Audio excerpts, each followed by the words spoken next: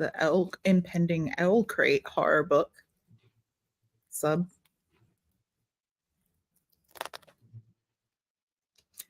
We're live! All right. Hello, everyone. Hope you guys are having a great day. I know we are here. Welcome to our Lute book discussion for June 2024. In case you haven't checked the Instagram or the Discord, next month's book is Camp Damascus by Chuck Tingle. We hope to put our next book vote up for August. Over like the beginning of next week, whenever the first is on next week. I don't know a day. But we will get our matches solidified soon and make a post about that. So look forward to that. You guys have any regards? If you have the last chance to submit a theme, if you have a theme that you would like to request, your last chance to submit a theme for pending approval is like today. If you would like to impress us with a theme for August, your last chance is today. Hi all, love the flower crowns. Thanks literary love. Theme as in like, what do you like? What kind of books do you want? Like slashers, camp, like I know next month, like for example, for July, our theme for the picks were camp. They were like camp slashers. They were like campy slashers or like camp slashers. So we had Camp Damascus, we had Brian McCauley's Don't Fear the Reaper, and oh my god, what else do we have on there? I don't remember, but I can tell you. Hold on. I'm like, I almost said another book, but I was like, I know that wasn't on there. Home is where the bodies are. Oh, Home is where the bodies are. Yay! I have a flower crown on in my pick, if you can't tell. Solidarity, sisters! Heck yeah! I should have worn my full-on Midsummer cosplay. Yeah. Oh, that would have been great. That would have been perfect. I was actually looking for a different flower crown than the one that I have on, but I don't know where it is. And I was like, you know what? We'll just go for the one that Alan bought me for the Renaissance Fair. Let's do it. It matches the shirt.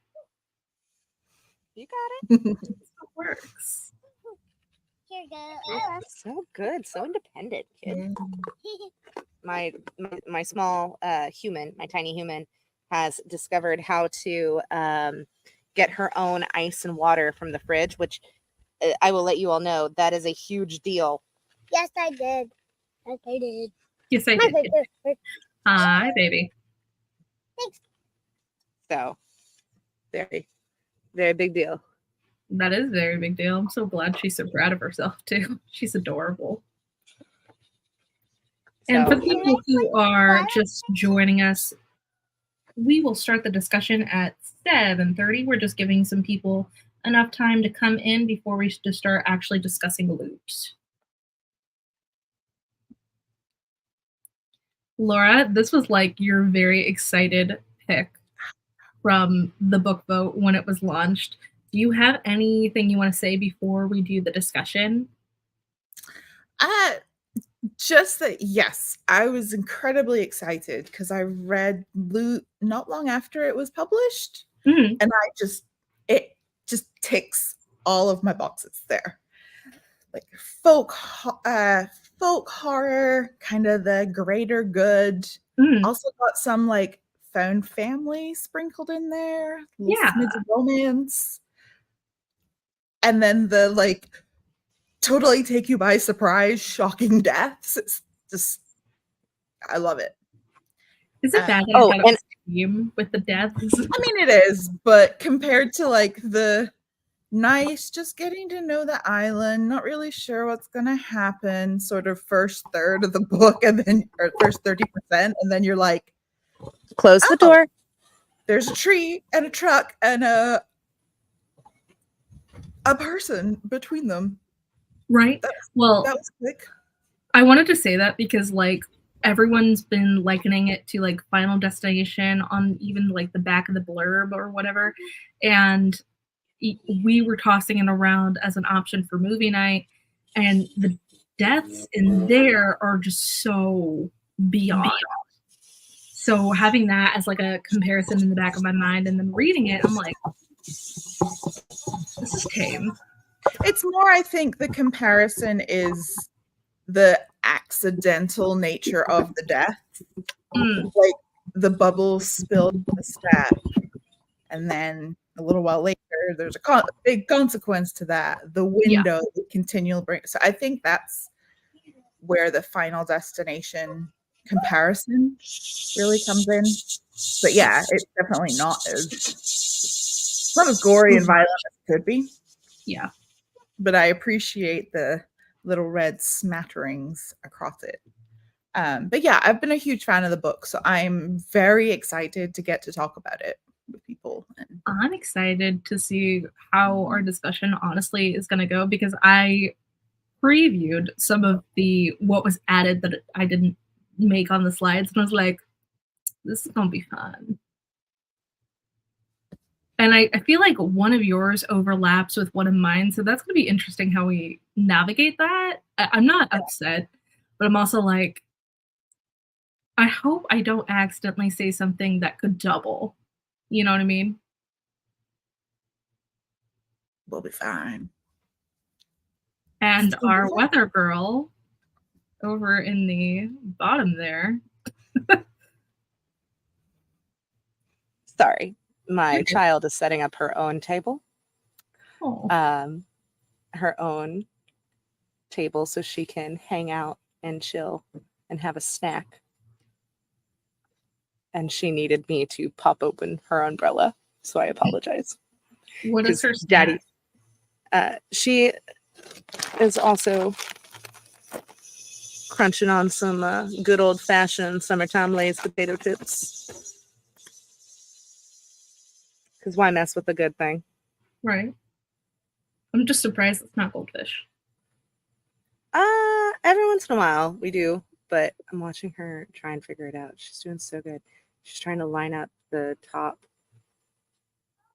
umbrella pole. You tried the new like puffy goldfish? No. Oh, those are good. The crisps. Yeah. The salt and the vinegar sour cream and onion ones. The sour cream and onion. Oh, you said salt and vinegar. Line it up, kiddo.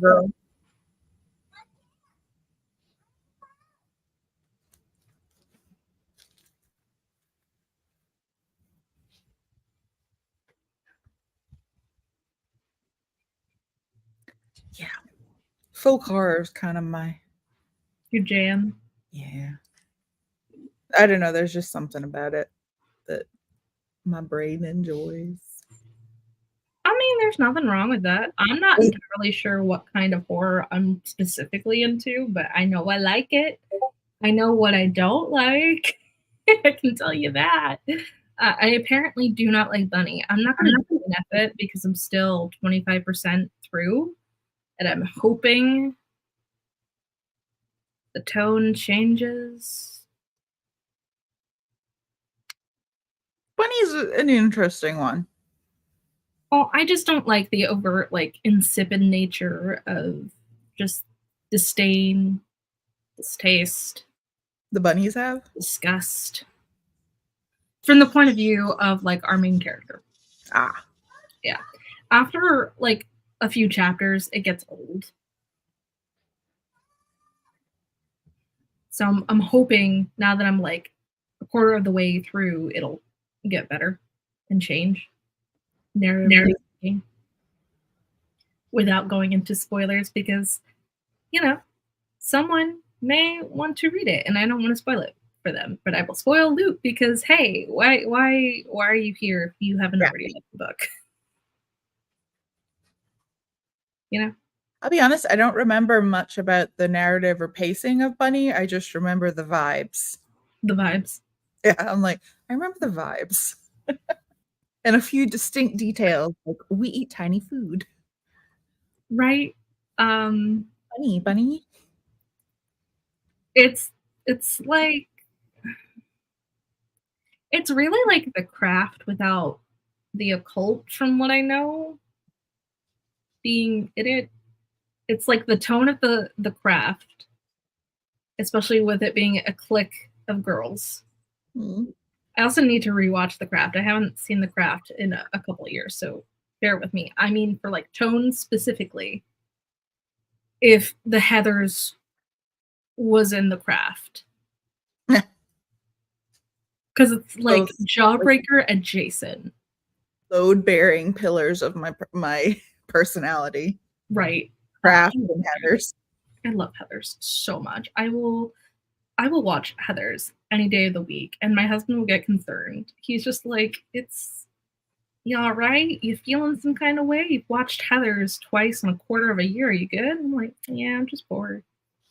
My sweet English mother bought me Heathers on VHS when I was maybe like 8 or 9.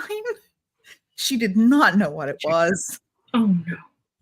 She bought me Bill and Ted at the same time, and I'm pretty sure the clerk was just like, yeah, try this too. Right. And she was never around when I was watching it. So yep.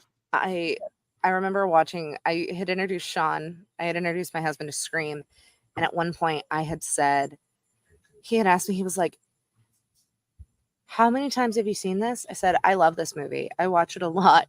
Sometimes I'm just having a bad day and I'll just put it on like it's a comfort film. No, strike that. It is a comfort film.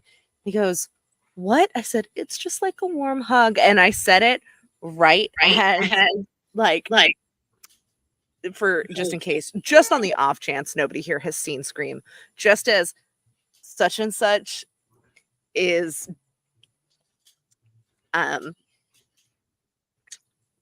just as people are being outed, okay,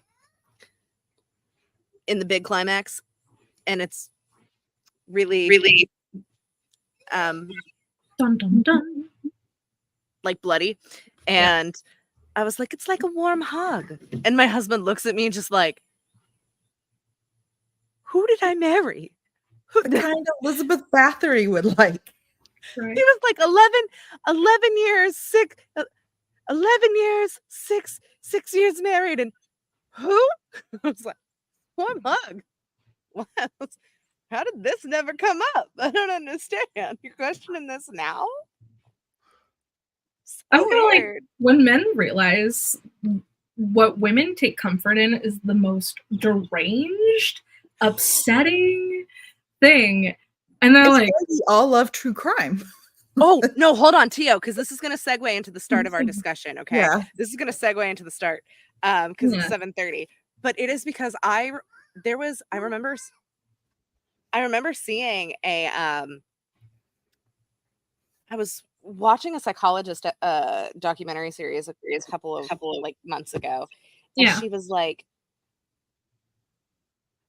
haven't you ever questioned how odd it is how many people find comfort in trauma? How many people find comfort watching true crime, watching things like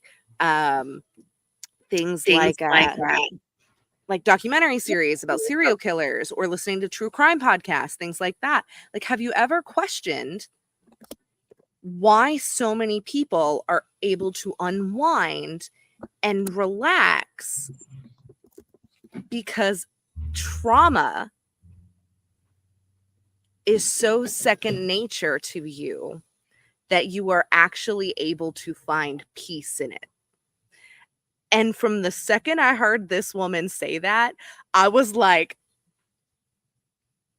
I don't want to hear that anymore. And I was like, we're just going to skedaddle out of that. And I mean, think about it. We are people who are horror readers, right? Who love horror. And people are like, oh, I don't want to read that. I don't want to read horror. I don't want to, like, that's so scary. Yeah, that's so scary. I don't want to read horror. That's no. And I'm like, well, I read horror because I love people and I want to learn more about people. And I think it's the most empathetic genre. So why are you afraid? Like, I mean, yeah, sometimes there's things that go bump in the night, but more often I just understand why Susie at the grocery store is having a hard time better than anybody else. Like, you know what I mean? I think it's mostly because like people are the early 2000s really like screwed over horror for a couple of years with things like Saw and everyone interpreting horror as just through that type of lens where it can be, you know, my best friend's exorcism. I'm going to need you to hold on a second. That's a whole other conversation because horror has and will and continue to keep the film industry afloat no matter what. That's not what I'm saying. That's not what I'm saying. That's not at all what I am saying. Whoa. It wasn't meant. The reverb on the mic. No, I'm like, why did it echo so bad? Wait. I actually found this in half price a while ago. It's called Dead Girls, and it's a bunch of essays looking at why kind of society, especially women, are so obsessed with women who are killed and abused and disenfranchised. But I like that idea, like that trauma is almost comforting. Right? Like it's like, and I mean, I think that's a pretty interesting thing to kind of like keep in mind and like think about in like the realm of Lute and Midsummer and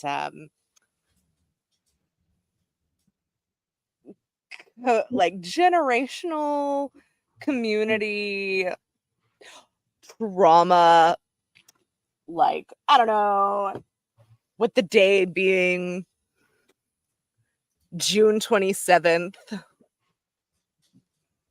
a certain Shirley Jackson. Happy lottery day, everybody. Yep. Lauren pointed that out too. Yes. Okay, hold on. I'm catching up on comments. Let's see. Lauren, it feels fitting that this discussion is on lottery day. Yeah, because I got some of those vibes too. Hell yeah, sister. Sister, Mr. Brother Toast. No worries. My comfort movie is The Witch. I like to live deliciously. Yes. I got the most gorgeous witch print at Frightmare from Sarah Deck. Sarah I continue my Sarah Deck obsession with filling my house with her posters. Good news is the mosquito spray works. The bad news is I'm still annoyed by mosquitoes. I'm just annoyed by mosquitoes existing. Nah, truth. Mine are Jurassic Park and Oh, that was you, Laura. I was like, Laura, you have a best friend in the DMs. I know. Your twin is here. No, that's just you. Like really me. Oh, don't push it because I will fall over again, and I really don't want to fall over again. And that was a bad experience for mommy earlier. It was not fun. Push it. I need you to take me potty here. Completely kidding. Go potty. Come. I feel like we're gonna see Kaylee over boobs at some point. What? Wait, what? Well, I just heard me and boobs, and I was like, I feel like at some point we're gonna see Kaylee go butt over boobs. Butt over boobs. Something instead of using swears. That was why I was originally late. So, because I did go butt over boobs. I was sitting cross-legged, and I will tell you that was not my finest moment. I guess I went knees, butt over boobs. It was not my finest moment. It was not. I'll tell you right there. Okay, so do we have our lovely PowerPoint ready? Woohoo! Welcome to the Double Feature Creature Crypt presents Lute, everyone. Lute. By the lovely Jennifer Thorne. Yes, we are your hosts. If you want to back up for just 1 second, Kens, we are your hosts. I am Kaylee of Kaylee Creates. It is lovely to see you all. That's Jeff. Oh, yeah, that's communist boyfriend Jeff. I'm Laura from otherwise known as Lady Tartan. There, I found words. There you go. I'm Mackenzie of Tiny Sun Studios. I am currently crocheting because if I don't, my head feels worse, and it's nice to have something to constantly focus on. Yay. Oh, I'm just not feeling good tonight, guys. So I'm just a little, unfortunately, waiting for more ibuprofen to kick in, and hopefully once it kicks in, it'll be more of a fun time. Next slide. Without further ado, does the dog die? AKA, is an animal's life an equivalent to a human's? The first I want to ask, whose slide? That is okay. Kenzie. So this was Kenzie's. All right, so Kenzie, let's talk about your slide. One, I thought it would be really funny to include Does the Dog Die and do a shameless plug, even though we're not sponsored by them. They have a wonderful app and they have a wonderful website where you can go and see if anything that you're concerned about, it doesn't have to be horror. It could be things like Bridgerton, for example. Does the dog die? You'll just type it in, whatever you're looking at, and it'll bring you up a bunch of lists of triggers. And I sat here, and when I started Lute, because I was doing the audio version, I was like, is something going to happen with Max, the dog? Is something going to happen in the way of like the dog die, or like Nina dying, chasing after him? Because that was, like something that they were trying to set up, quote unquote, because she didn't really believe in what was going on the island. And I am a person who was very scarred by that scene in The Butterfly Effect when they were like 6 years old. So I thought it would be an interesting slide to discuss and talk about. And, if no one knows that Does the Dog Die app and website exists, well, there you are. One for Does the Cat Die? I also would like to know what horror specifically has against cats, because I feel like cats get it a lot in horror, right, Pete? You know what gets it a lot. At least this isn't a Nick Cutter book, because apparently that man just hates turtles. I don't know what turtles did to him, but apparently he's just out here like killing turtles. Maybe he got wind of not enough other animal depth besides cats and was like, we're just gonna fill it with unnecessary turtle death. Why not? He was like, you know what? Turtles. All the way down. Let's knock them off. Even the OG see what's at the bottom of these turtles. Leave the cats alone. Yeah. You know what? Let's just leave all the pets alone. Yeah, like it needs to be no pets. No pets. All right. But I think this poses a really good question is this we will be posing. We want to remind everybody. This is if you have not finished, if you have not read Lute, this is not the best place for you to be. If you want to ruin things for yourself, go ahead, be my guest. But this is not a spoiler-free zone. We are going to be talking very well in depth about a lot of the themes of the book. We are going to be talking about a lot of unpacking of Lute. So I just want to disclaim that. I just want to throw that out here. So this is your final warning before we go further. If you have not read, probably this will be posted to come back and go read Lute by Jennifer Thorne, and then come back to your lovely little book, your little book discussion. It'll be great. But with that being stated and said, is an animal's life an equivalent to humans? Clearly. Not according to the island, I suppose. Yeah, I mean, when it comes to sacrifice, apparently not all sacrifices are equal here. We can't just, there's no shortcuts, I guess. We can't just go out and sacrifice goats on the island. We have to make sure we're out here sacrificing Humans. Whole people. Lute Island.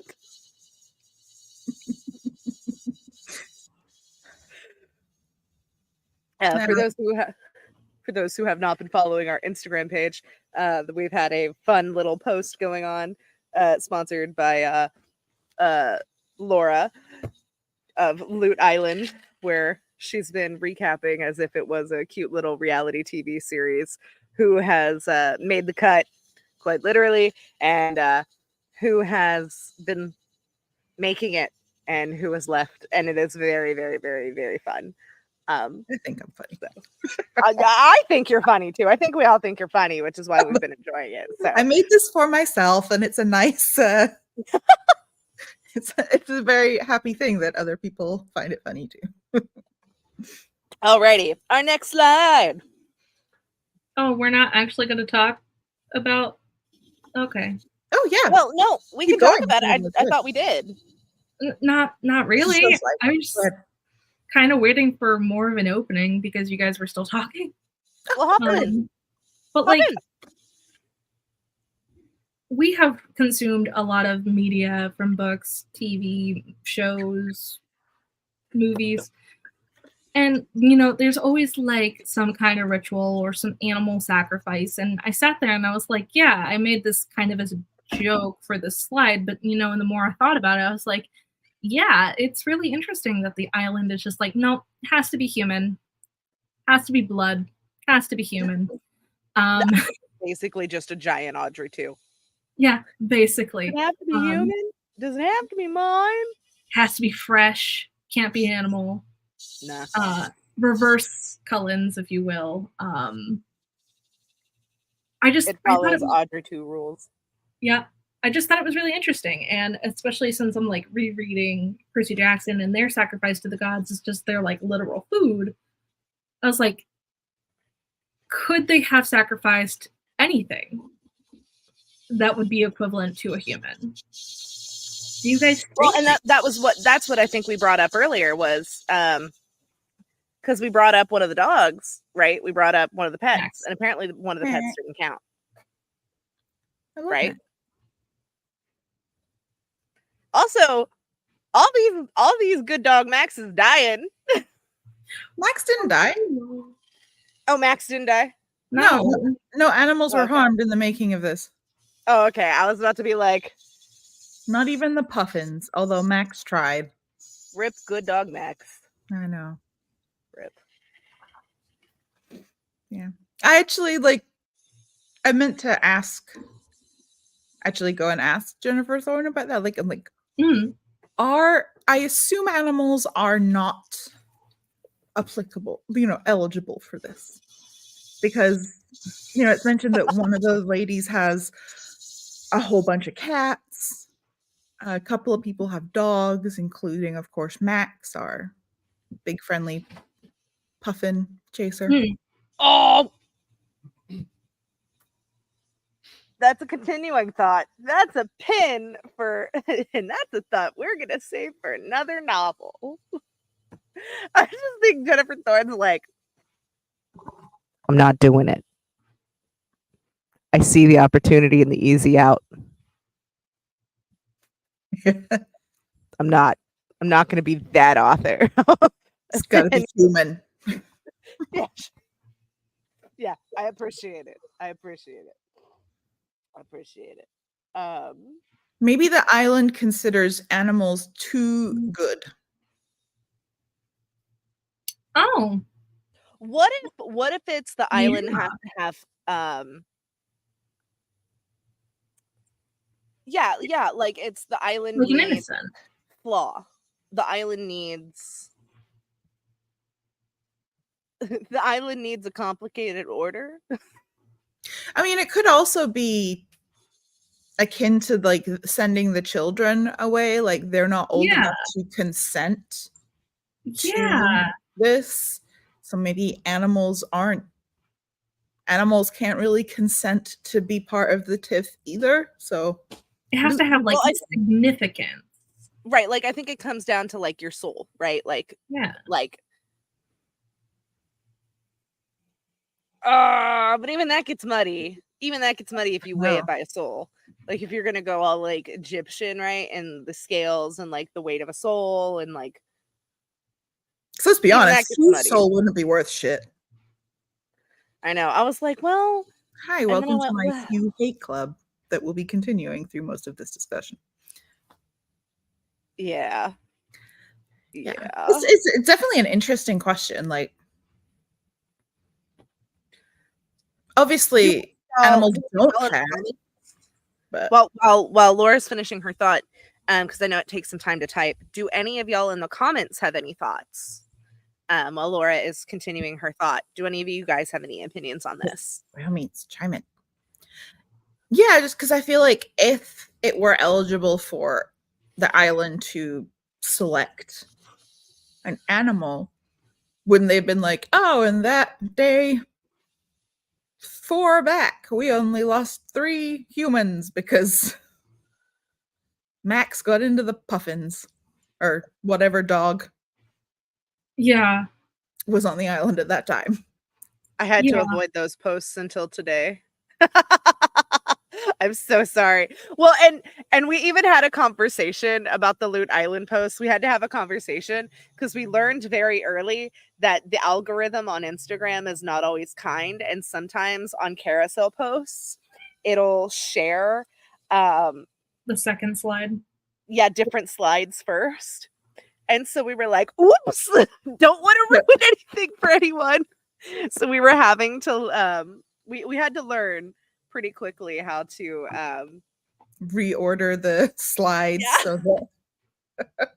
so everything stayed fun and stayed secretive, but still was able to be like a fun little extra for us on the gram. Okay, we're gonna see if I can do this without going. I just had another thought. Also, why am I so red? Why did I just get very red? What? Okay. Why am I hot? I had another thought. Maybe it's because animals and wildlife are more a part of the island as opposed to a resident. Oh, yeah. Well, they would be because they're native, right? Yeah. Like they have no. Well, and I mean, if you really want to go about it, they have no true free will. Yeah. If you go about it from that angle, right? Mm-hmm. Because their entire if you go about it from that angle, their entire reason for existing is to either companion or cultivate the land, right? They will never leave. They will never have a drive to get off the island. They will never like roam past Lute. Their entire existence is to be on Lute. Unless a human decides they want to leave. A human decides they want to change that stance. So for the island, right, an animal is not part of the cost. Yeah. Because to the island, the wildlife, the nature is its own. Yeah. Yeah, I like that idea. I think that, look at us. Who would have thought? Jennifer, if you watch this. Yeah. We're moving on. Proud of us. Stranger in a foreign land. Man, nobody did Stranger in a Strange Land. I'm mad. Isn't the movie? Oh, I spelled foreign wrong. No. Foreign. You're in a foreign land. Foreign land. I'm double checking. I already know. The foreign. No, it's right. Spell. It just looks weird. It's the font. Yeah. But isn't the movie called A Stranger in a Foreign Land, or is it A Stranger in a Strange Land? Stranger in a Strange Land. Oh. Well, that's what I was going for. I just had it wrong in my head. Like Stranger in a Foreign Land. I mean, I'm sure there's a movie called Stranger in a Foreign Land, but you know. Oh, actually, no, we're going to say this was intentional. Sure. I said there was Bible. It's from the Bible. Okay. Well, you know, that works for your other commentary. Religion slide. That works for your other commentary. Yeah. I mean, it is kind of about cults, so. What? A cult. This book is about cults? It is. I want to refund. I need to know, did you say a cult as in A-C-U-L-T? Or did you say occult as in O-C-C-U-L-T? ¿Por qué no los dos? Which captioning did you mean? Why choose? Yeah, Old El Paso. Old El Paso. Thanks.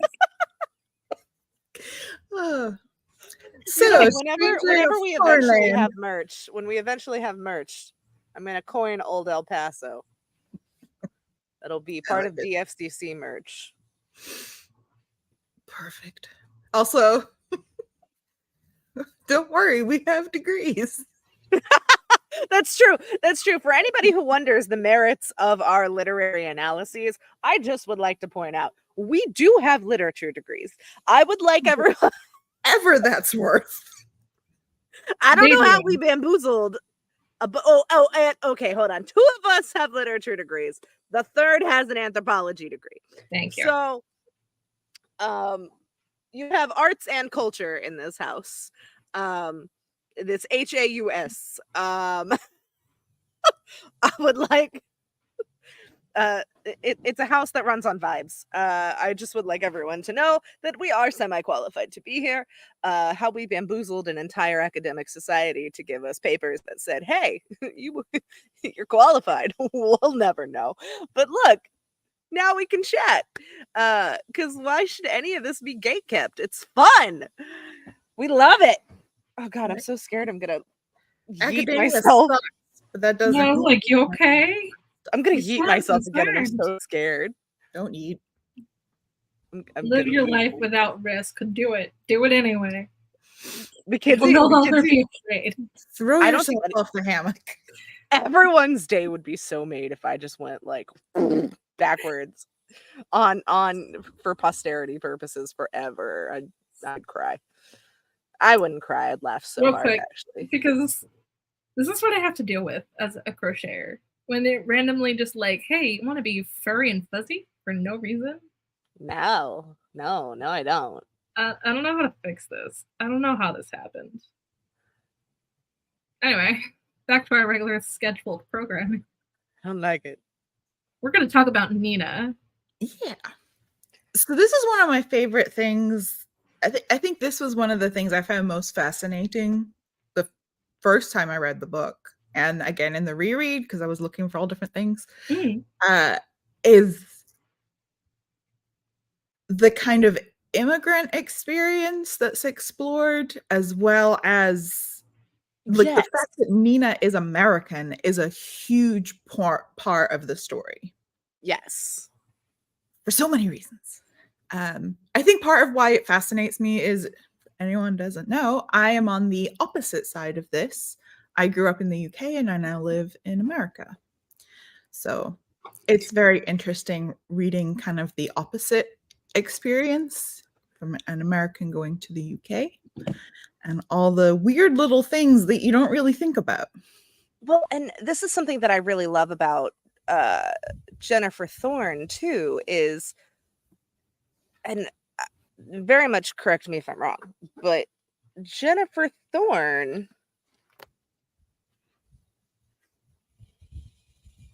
moved over there. Mm-hmm.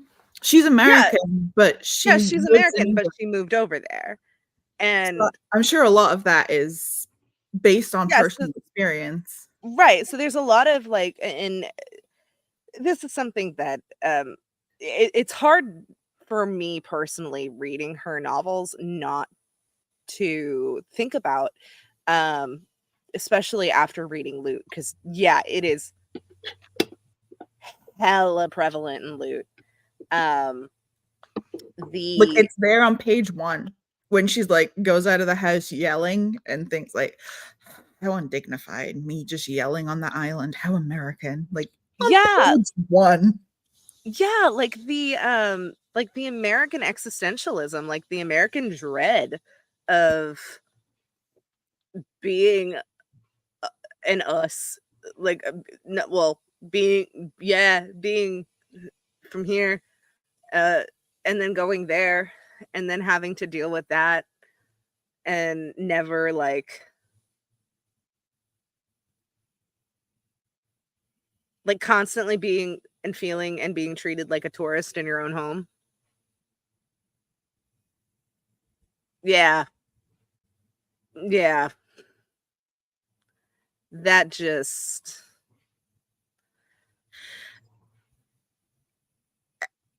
And I'm sure we can talk about this on different things in association with different stuff, but I think Yes.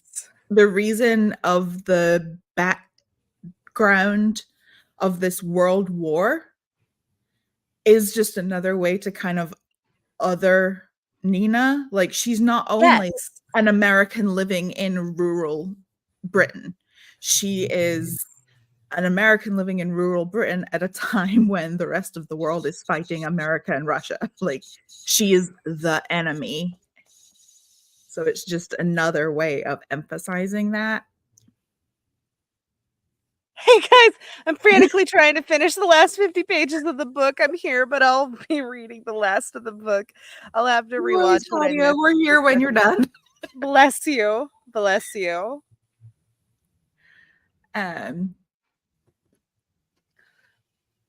Othering. Yeah. I just think it was an interesting way of doing it, of emphasizing how at the beginning of the book, how out of place, and like you said, like being treated like a tourist or a guest in her own home, that's how she feels. Well, and not only that, but like, I think that's a very interesting juxtaposition. Like, the more I think about it too, that is a very incredibly interesting juxtaposition too, because the way both the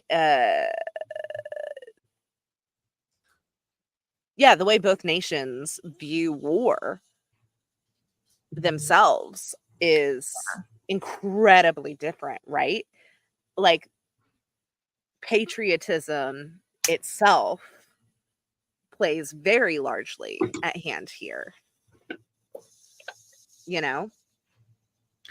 And yeah. I mean, when you talk about a world war and Britain, you have those, you know, you see the keep calm and carry on posters. It's the British stiff upper lip. And that does play in a lot with how the island feels about the day. Like, right. It's just part and parcel. You just get on with it. Right. Whereas, like,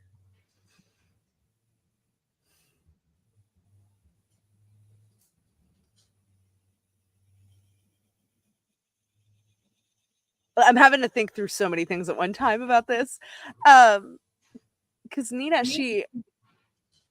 the way she approaches so much of this is so it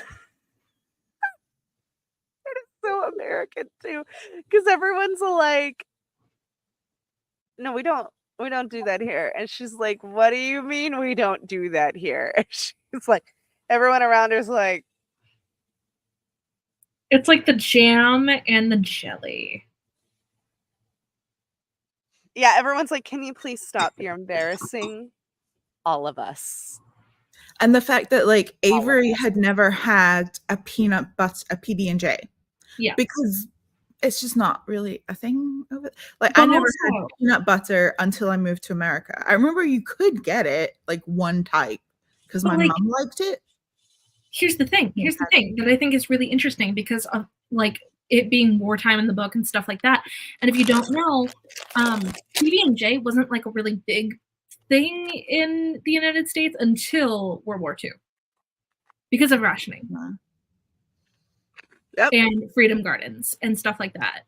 And if you have no clue what I'm talking about, I am so sorry. My mind is running 50 miles a minute. But it was just an easy meal that wouldn't go bad. The only thing you really had to make sure that stayed good was just bread. And you can make your own bread. Yeah.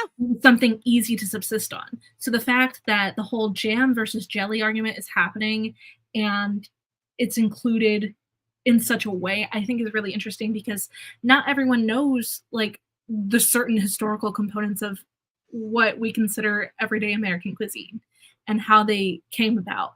Just like we don't normally think about how hamburgers became a thing due to like Irish immigrants in the Industrial Revolution coming over to the United States. Right. Well, and that's something too that like this book does so well, right? Is like by the end of it, the reason why Lute needs Nina is because it can't be inbred. Mm-hmm. It needs the mix. It needs the diversity. It needs a constant. It needs the change. It needs the amalgam of culture, right? Like it needs the same way we have to like adopt all of these different things over time, right? It needs Nina. It chooses Nina. But it's also because Nina, I think Nina, the entire book, never once, I think, judges the people there. She just goes, what the fuck is wrong with me? Like, Yeah. Not once does she go, what's wrong with y'all? She goes, why is it me? It's always me. Why is it always me? Like, she not once is like, why can't it be y'all? Even when it is them. Because there are moments where it very much is them.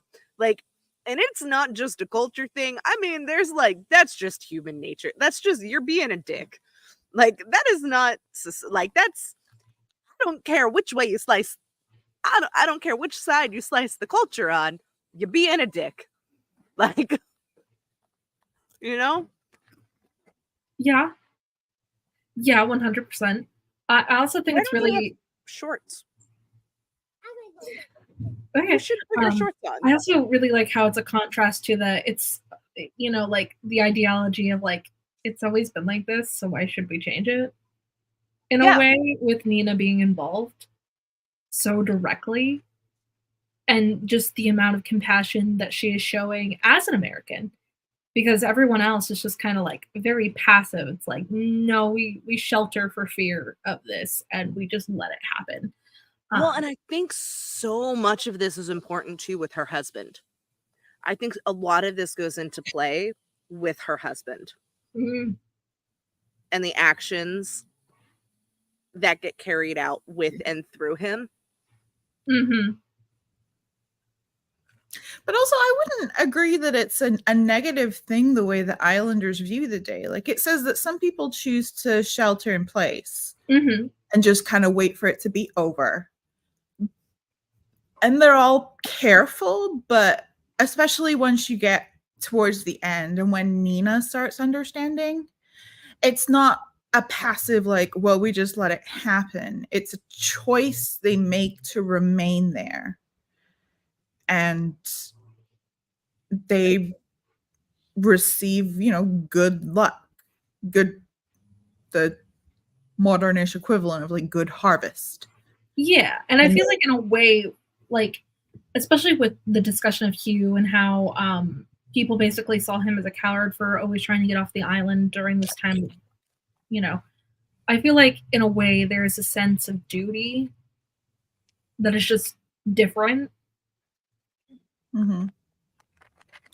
Yeah, there definitely is. I mean, as well, like, she mentions briefly something that I think is a big difference in, or yeah, it's different in the way it's presented in both places, is the classism.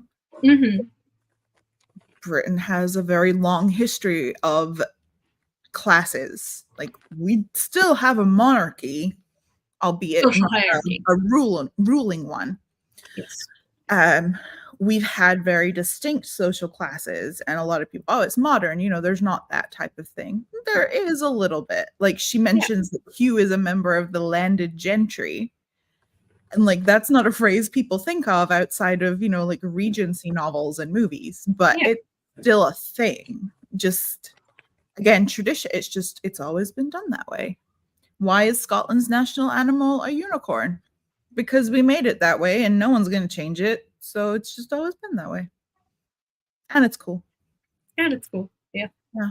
But funny story. One of the little things you mentioned, the food. Mm-hmm. Another food that is just not found in the UK is ranch dressing. Thank God. Oh, yeah. That's 100% American.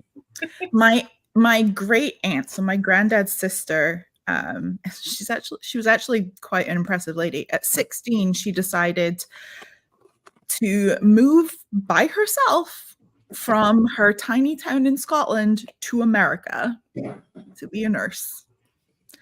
But she would come back. And, she'd been there since she was 16. She, for all intents and purposes, was American at this point. But she brought back a bottle of ranch dressing. And me and my friends were just fascinated. We're like, what the fuck do you do with it? So I think we were on bread because we weren't sure. Like, apparently you put it on pizza. We were like, you're in the South. It's the most disgusting thing. My mom and I, we purely bonded when I was there for like a month. We would just have moments where we were like, you know what we hate? And we would look at each other and it was like, people who like ranch dressing. There's something wrong with those people. And we would just bond over our hatred for the dressing and the people who like it and who put it on pizza and who like use it with their carrots, because she doesn't even eat ranch at all. And she'll just eat a lot of different dressings, and she'll, like eat Thousand Island dressing and things that normally go with vegetables, or just snacking on them. I can't think of any other dressing, honestly, outside of ranch and Thousand Island. Like ranch. I mean, I don't like the Hidden Valley, really thick, goopy stuff. No, but there's some good. It's just disgusting. It's not the thing I choose, I guess. Okay, next slide. Yeah. The way of things. Tradition, duty, legacy. Duty. Legacy. What's in a legacy? It's almost that time. Legacy. There it is. What do I look at me?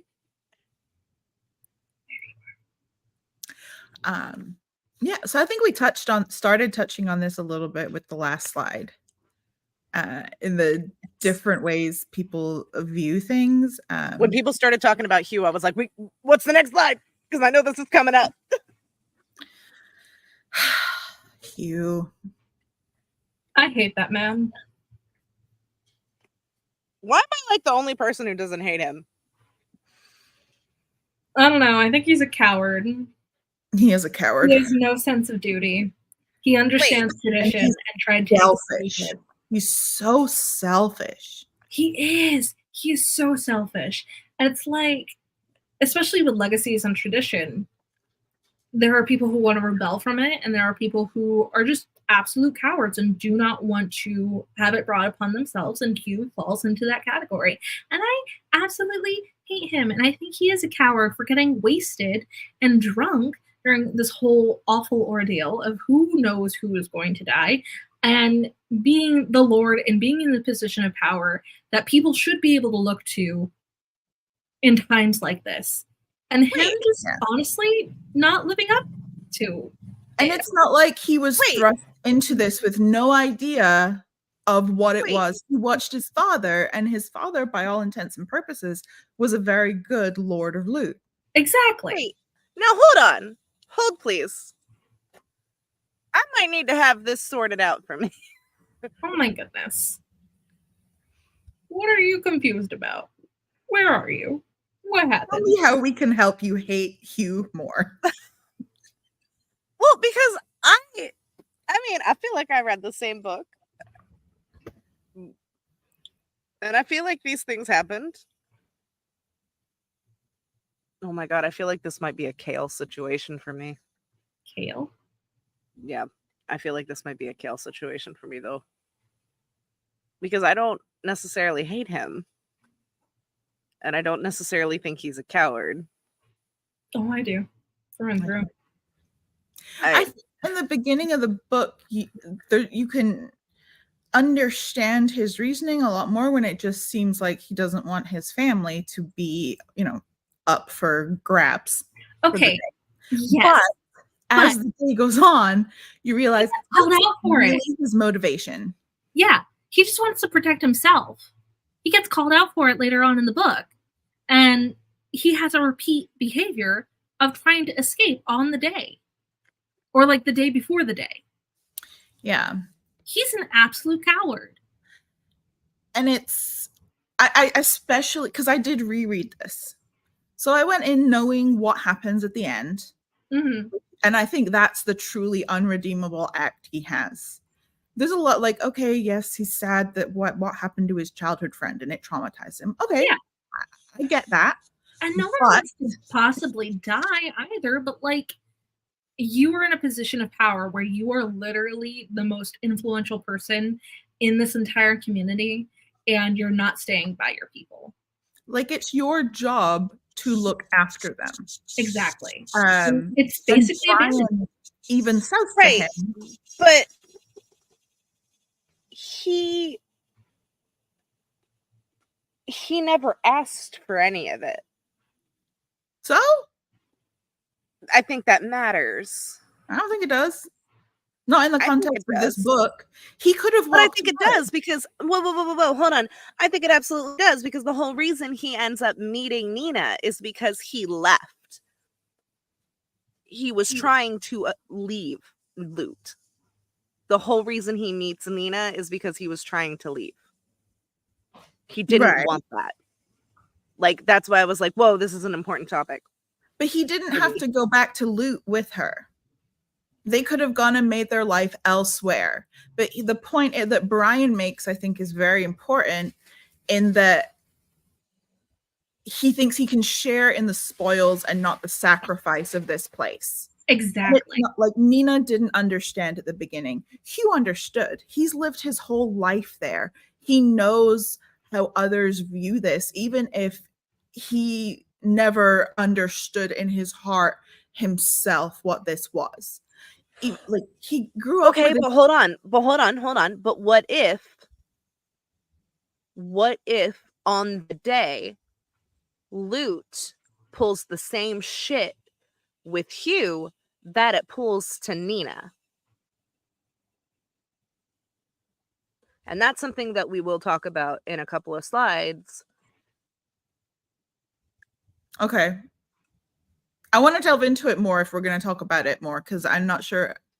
Yeah, because keep in mind, nothing we know necessarily, and this is why I have to keep an open mind on that, because I don't see Hugh as a bad dude. I see him as troubled. I see him as troubled. I see him as haunted. I see him as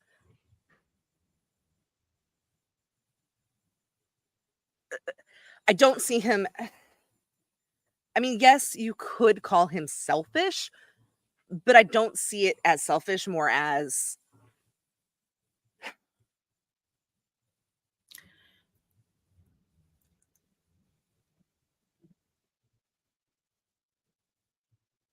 I think if it was selfish, he absolutely would do nothing for his family.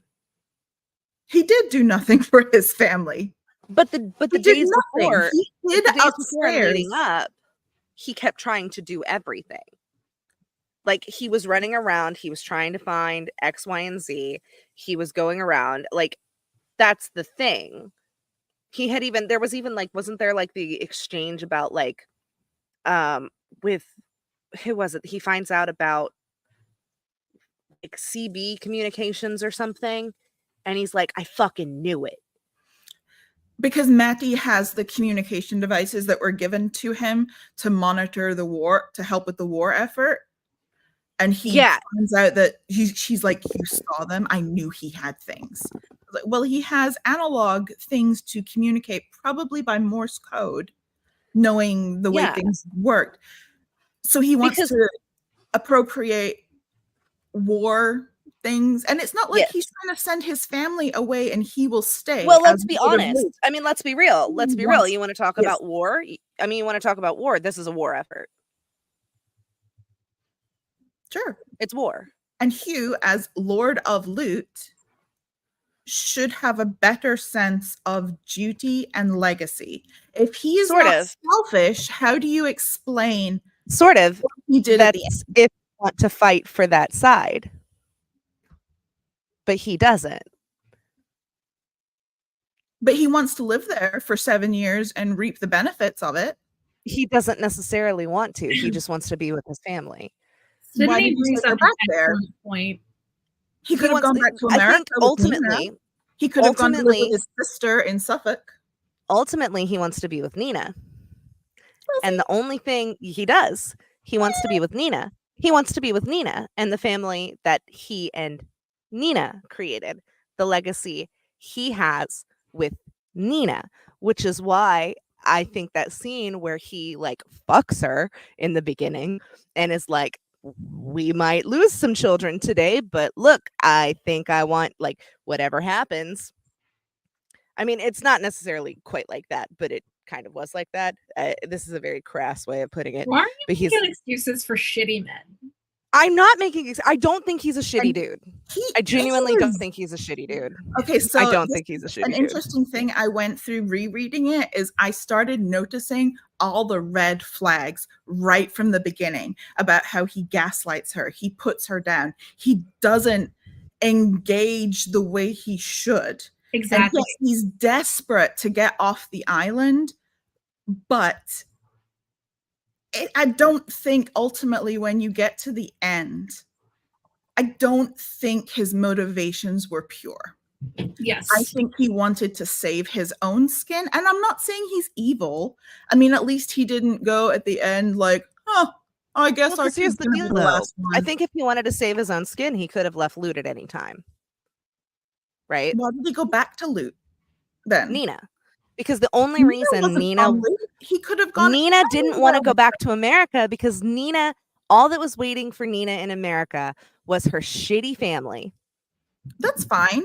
They could have. Nina absolutely did not want to go back there. This is a rich man. He is wealthy. They have means to live anywhere else. He took her back there and proceeded to reap the benefits of the day. I think. And then when he had the chance to step up again and be the Lord of Lute, if he was only concerned for his family, he would have sent them away and he would have stayed. And please, there are some things I can't talk about yet. The ending, he said he couldn't handle it if anything happened to Nina and the kids, but when it came down to it, he said it had to be Nina. And he also said it was too late for their daughter. Here's the deal with that comment. And this is, no, if people, okay, look. He was a dick. No. You choose your partner, you don't choose your kids. You choose your partner, you don't choose your kids. Don't get me wrong. You can love your kids all day. I have my kids. I have, like, you have kids. I love my children because I have my partner, right? Like, great. But I chose to have children because I found my partner. I would not have kids. They would not exist if I did not find that amazing person for me. And granted, that philosophy, that ideology is different for a lot of people. But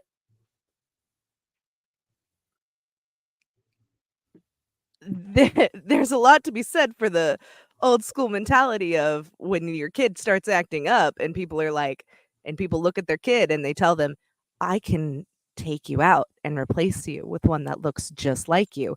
Though it is a joke, there is some truth to it. There is some truth to it. But you don't think that's I'm just an unredeemable quality in a man who is meant to have this.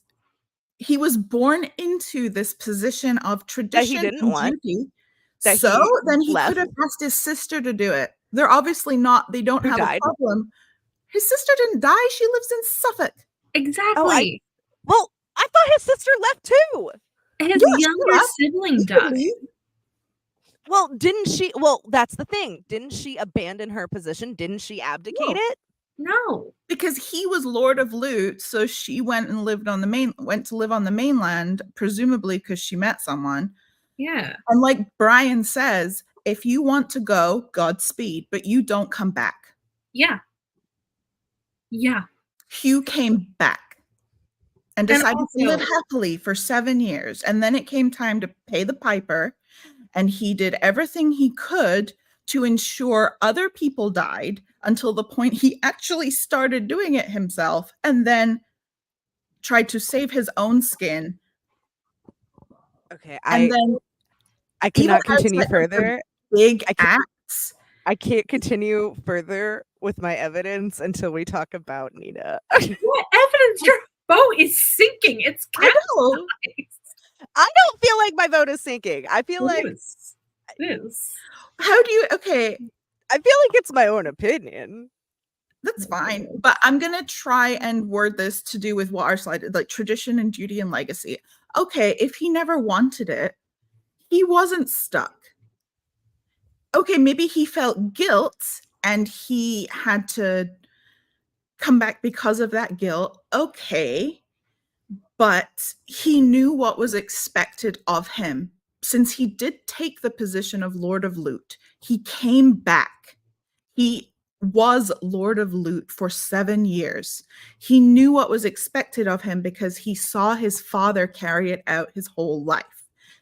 And he failed at every opportunity. He stayed upstairs. He lurked and watched things. Even when Avery died, like that horrific scene, he didn't try to do anything. He got wasted to the point where he blacked out. Yep. Left everything to his wife, who he knew had no idea really what was going on. She didn't believe in it. And they did have all these things that traditionally they were meant to do. He abandoned her when she was in need of him most. Hold on. I should probably make sure this is very aware. Every opportunity. Yeah, I should probably make this very clear. There is no way I could possibly hate anybody more than the professor in this book. Well, fair. Yeah, obviously. So I can understand that. Hugh is just flawed. Hugh, to me, is just a flawed person doing flawed things. I do not like him at all. I don't think he's typical. Evil. Yeah, I'm like, he's just a typical flawed person dealing with the typical weights of like tradition and duty in my head. Like, I'm like, yeah, those are just choices. You like those, but it's because at every turn for me, and this is why when we get to Nina, I'm gonna say something that is the reason why I can't necessarily hate him. Because it's if I was on a jury, it is my room for doubt on why I can't like balls to the wall on this. And why I'd be like, well, when you come back, or why, like the reasons you come back, or why everybody knows but you, or why you think you can out, like, you want to equate it to Final Destination? We'll go there. Like, we will go there. Everybody thinks they can outrun Tony Todd, but at the end, who shows up at the gate, right? Like, it's the reason I can't say I think he's a terrible person. I just think he was just dealt a shit hand. I think he's better than his dad. Hard disagree. Well, because hold on. Wait, hold on. I thought his dad wasn't a good lord. No, his dad was a great lord. The previous Lord Treadway was like very well regarded on the island. Insanely so. Oh. That's why it gets real awkward at dinner when they're talking about like previous days and like, oh, we got kind of messy that day because it all happened early. And she's like, oh, well, what happened last time? Like the Lord of Lute had thrown all these dinners and they'd been there the last day 7 years ago. Oh, they didn't have a dinner because the Lord had died. Hugh's dad, and Hugh had fucked off. Also, okay. I want to point out something about the dinner. Like, from what I could tell with the book, previous dinners were kind of like a way to, like, depending on how the day has gone and how many people had to die left and whatever, it was like a sense of last time for community, like true community before anyone else bumped off, essentially. Yeah. And also, a spout of goodwill, if you will. And also, what if Hugh just had a conscience and was like, maybe I just can't handle all these people dying? He shot them himself. Oh, well, okay. You need to go back and reread this book. I can shoot down that theory real quick. Pew, pew. Because here's another thing. I appreciate that. Like, the dinner was flawed. It failed this year as well because when you think of it, I don't think they're going to sit around the table and laugh getting wasted and calling out his former best friend for having a massive crush on his current wife and not addressing certain things like a lord should about the day, or giving some kind of, like, I don't want to say morale boost, but like something to that effect, and him going the route that he did because, again, he got wasted and basically abandoned his family emotionally and physically by getting wasted in the basement. Well, okay, so that clear. Yeah, there was a lot. I had to. Yeah, there was a lot. I have thoughts that I can't talk about them till we talk about Nina's. It's okay to be flawed. It's okay. It is. It is. Fine. But this man is like flawed to the point of almost villainy. And he's not a villain, but he's almost there. Well, so a lot of the statements that you're making and arguments that you're making in his favor, I can't. What I'm wondering is what happens. I also have read the book and saw it, and like, no, what happens when there's things? What happens when there's things out of your control, right? Like, what happens when you aren't you? Okay, but you know what you can control? Yourself, and he neglected to do that. No, you can't. That's what I'm saying. That's what I'm asking. That's what I'm asking. That's what I want to talk about, because we see that later. We see the kinds of pull this island has. And so part of me is like, I have questions. That's fair. That one to you. One last point on legacy that isn't related to Hugh, though. Yes. So we can bitch more about Hugh later, and we can debate Hugh's merits more later. I mean, I'm sure he's a goblin dude, but I have questions that. As far as legacy goes, how do we feel about Charlie? Like how it kind of.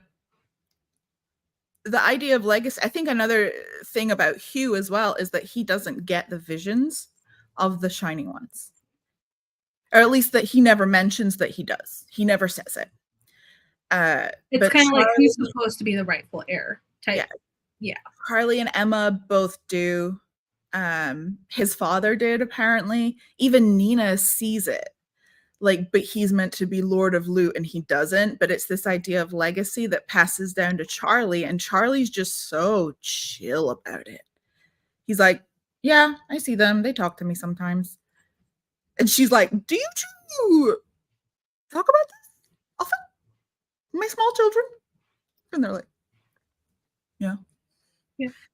It's normal, Mom. What are you talking about? What do you mean it's normal? So remember how I was talking about how the island basically is its own character? Mm-hmm. Definitely its own pool. So what if Charlie's actually blackout drunk in the basement? You mean Hugh? Oh yeah, Hugh. Sorry. You mentioned another name. No. What if Hugh is just blackout drunk in the basement for a good couple of reasons? Like, it's not just because he's like just petty and bitter and knows that he's a fuck up and a failure, right? Like, what if he's getting blackout drunk in the basement because he didn't want any of this and this stuff really bothers him, right? Like, he doesn't want to see the shiny ones. He doesn't want the pool, or like something happened and he realized he like no thanks, or he left and now like the island itself is vicious, right? Or he had them and now he's bitter about it. Go around and find out. Right? Like, he had the visions, now now the visions come to everyone but him and now he's upset about it. Like, which I mean both ways could go, right? Like, I know. But the reason why I say that can't no, stand I this know. character, but I will try and be nice. I know. You don't have to be nice. It's okay. I have a lot of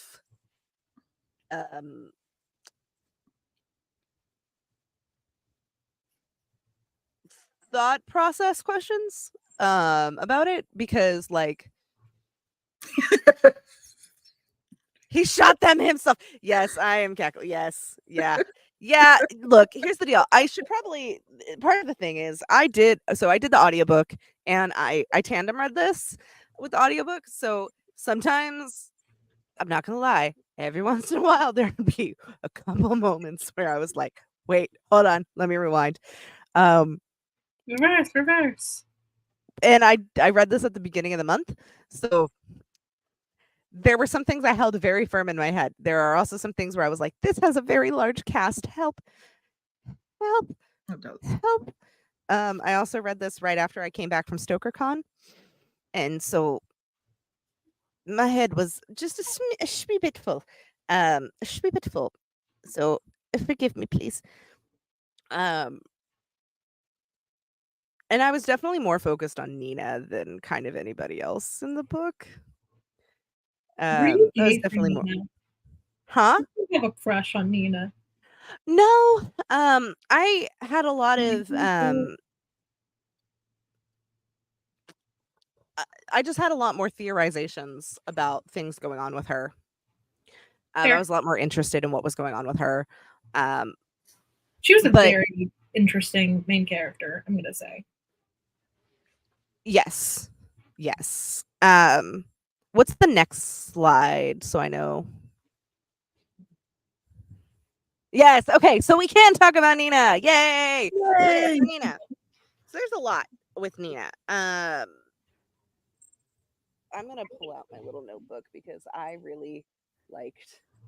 No, I'm not, because I took a picture of it. I'm gonna pull up my picture. Resourcefulness. We love it.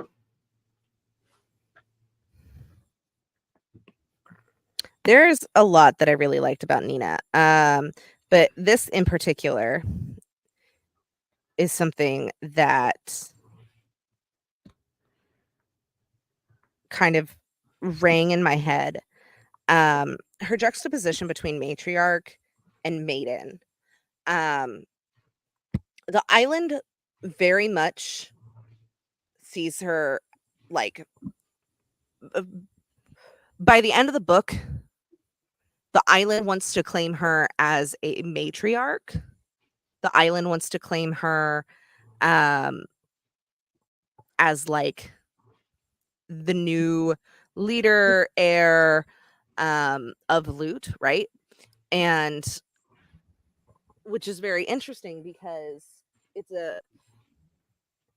from the little anecdote that we get, it is a very different claiming than what happens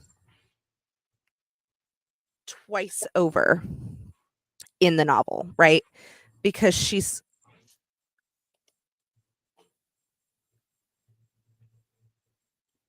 chosen as a maiden twice in the novel. She's chosen once by Hugh and then she's chosen once by her professor.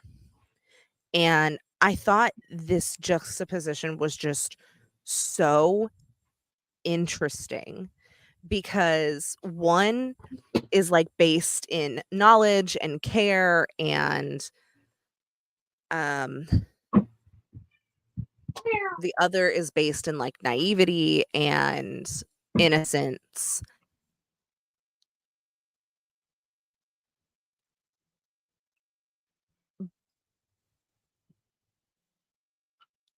But at the end of the day, I think it was very interesting that both want to take advantage of her.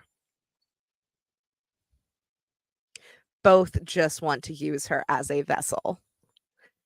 And I don't really feel at either point we really get to figure out what Nina really wants for herself. I think we do a little bit. Like there's like I feel like there's glimpses, right? Like I feel like we get glimpses, but I don't feel like Nina ever gets to really I don't ever feel like Nina really ever gets to act on them. See, I think that's what the book is. It's Nina finding her place. Yeah. See, and that's we are Lute and Lute is us. So and that's kind of the question that I have, right? Was and this is just me being like, I don't know how I feel about this. Because this is my thing with cults. I love cults. I think cults are fascinating. But I also know that I am a cult leader, not like I'm nosy enough to find out what's going on with that cult, and I could maybe lead one, but I don't understand people who join them. Like I want to know why people join cults. That is why I love cults so much, right? Like, and this is my thing. The hold and influence that the island pulls on Nina really bothers me. Because you see Nina have these drastic personality changes throughout, like, and I say like drastic personality changes. I'm not saying that she's like going like manic or anything, but she goes from being so like questioning and inquisitive and having this very like defined, this is who I am, this is what I do, da da da da, to all of a sudden being like, I am Lute and I am one of them and these are my people and I have to take care of them. And it is very different from who she is in the beginning, which, I mean, granted, cool. I don't think she was sure in the beginning, though. She wasn't. I think she was very insecure and didn't know her place. She felt very othered still and very. That's what I said. I said she didn't. Oh, sorry. I thought I heard you say that she was really sure of herself at the beginning. No, no, she was not. Like she didn't. Yeah. Like she didn't. Like she had a defined like when I say she had a defined sense of self, I mean like her character was not in line with what it ends up being. Like it is not Lute, right? Like it is not the people of Lute. It was not in line with what that culture is. It was not in line with the townspeople. It was very othered. She had a whole lot of insecurities. She had a whole lot of like conflict within herself, but it was not what she ends up being, right? Like not at all. And so that makes me wonder, right? Like how much of what is going on with her is the transformation and pull of Lute. Oh. I think it's really interesting, like reading the island more as a malevolent force, but that's not how I took it. I took it as it's almost like trauma bonding. Like she never understood before. Like they say constantly, you don't understand till you've been through the day. And then she is finally taking care of people in a bigger way. Like, she's taking care of her children in this kind of small family unit, but she didn't feel anything outside of that. And then all of a sudden she realizes her duties as Lady Treadway are to be a part of the community. Or, it could be likened to the experience and the storyline of Atlantis, the Lost Empire. But I do really like your reading, honestly, that the island has more of a heavy hand than we really think. Well, and I think it's interesting. Like, I can see it both ways, right? Because I can see it a very like Midsummer way, right? But then if I'm reading it like a very Final Destination way, you can't stop what's already in motion. It's going to choose a vessel. And it's whether it's Lady Treadway or Lord Treadway. And the second, and I think that's why it's so interesting that they mentioned the sister and that the sister left, right? Because it could have been anybody, right? Like, it could have been anybody. But the fact that it chose Nina, it had to be Nina because it can't. And I said this earlier, right? Like, eventually when we were talking about, like, we have hamburgers because of the Irish, right? Like, it had to be Nina, which is why Lord Treadway had to come back and be a terrible lord, because it needs to keep going. Lute needs to keep being Lute, and the only way to do that without creating a consistent, inbred culture is by conquest, right? Like, you have to bring in outsiders. Well, I mean, it's not. Small villages don't have the problem of incestual breeding anymore. People come, like Joe, like, right, but you have to bring people. Like, you have to bring someone. You have to have somebody come in, and they are very clear. Like, the tone is set in the beginning of the book. They did not want anybody, right? Like, who didn't want anybody? The town. Like, it was very much like, this is our people, this is what we have, we're going through war, no thank you please, this is what we have, it's fine, this is our people, thanks, we're good. I don't think. What do you mean, though, that they're exclusionary of outsiders? I think so. Like, that, I mean, that's just the vibe I got, though. It's only during the day, though, that they don't allow outsiders in. Otherwise, they say like several times that they are a big tourist destination. It's one of the main sources of income on the island. Yeah, they didn't want outsiders because they didn't part of tourism is you leave. They didn't want people who didn't live there. People come to Lute. They come to visit Lute all the rest of the year, because it's a beautiful island off the coast of England. Yeah, they need part of tourism is you leave. Yeah, but you leave. That's tourism. You leave. You don't live there. Yeah.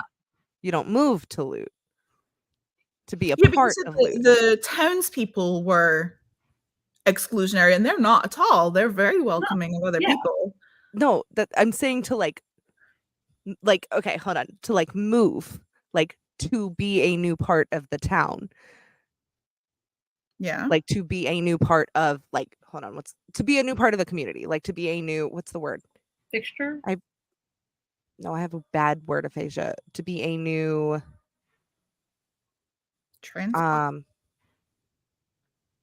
resident, yes. Like, you could come and visit all day. Visitors leave. That's what they do. Sure, but if you come, you're not coming to stay. You're not coming to live here. Go to visit somewhere and fall in love with it and stay. Isn't that what Joe says? Like, her and her husband came to visit. They fell in love and they stayed. Yeah. Like, there are several characters throughout the book who state that they were not originally from there. They moved to there. And then they even made a point of, like, once you see the day, you pretty much end up staying anyway. You never leave. But you could argue that the island makes like itself so beautiful and picturesque, and people want to stay. That's fair. Well, even if you do to be leave, fair, no one can really understand what you're talking about or go through it. It's like trauma bonding. Well, yeah, and to be fair, when you're talking about the day, yeah.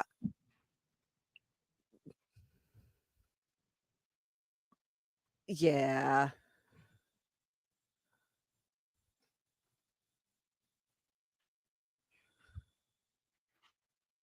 It's interesting though. You could play both I'm ways. very much having to think on this one. Because it's a little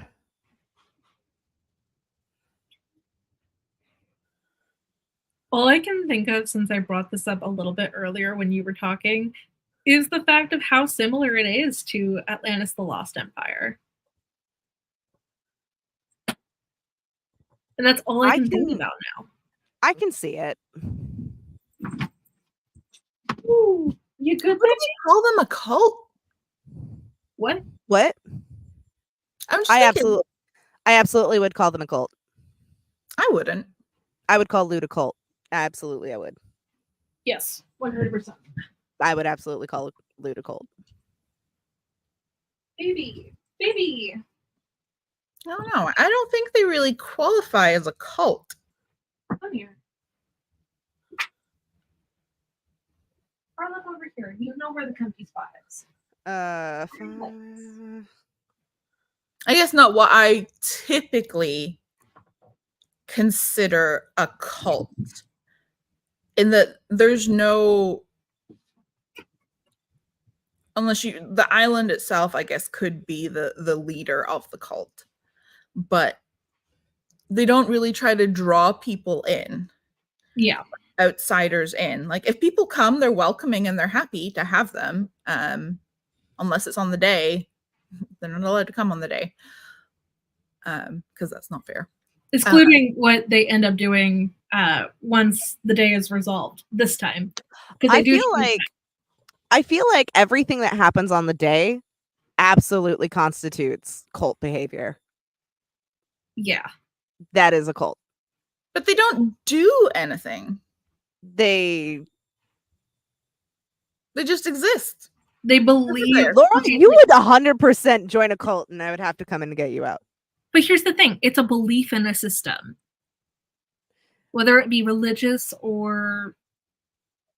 For folks at home, if you would like to know if you would like to recognize 5 characteristics of a cult, I'm just going to let you know. Just to check on your friends, family, and potential book members.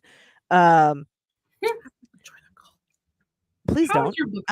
Isolating members and penalizing them for leaving. Yep. Seeking inappropriate loyalty to their leaders. Yep. Dishonoring the family unit. Yep. Absolute authoritarianism without meaningful accountability. Yep. No tolerance for questions or critical inquiry.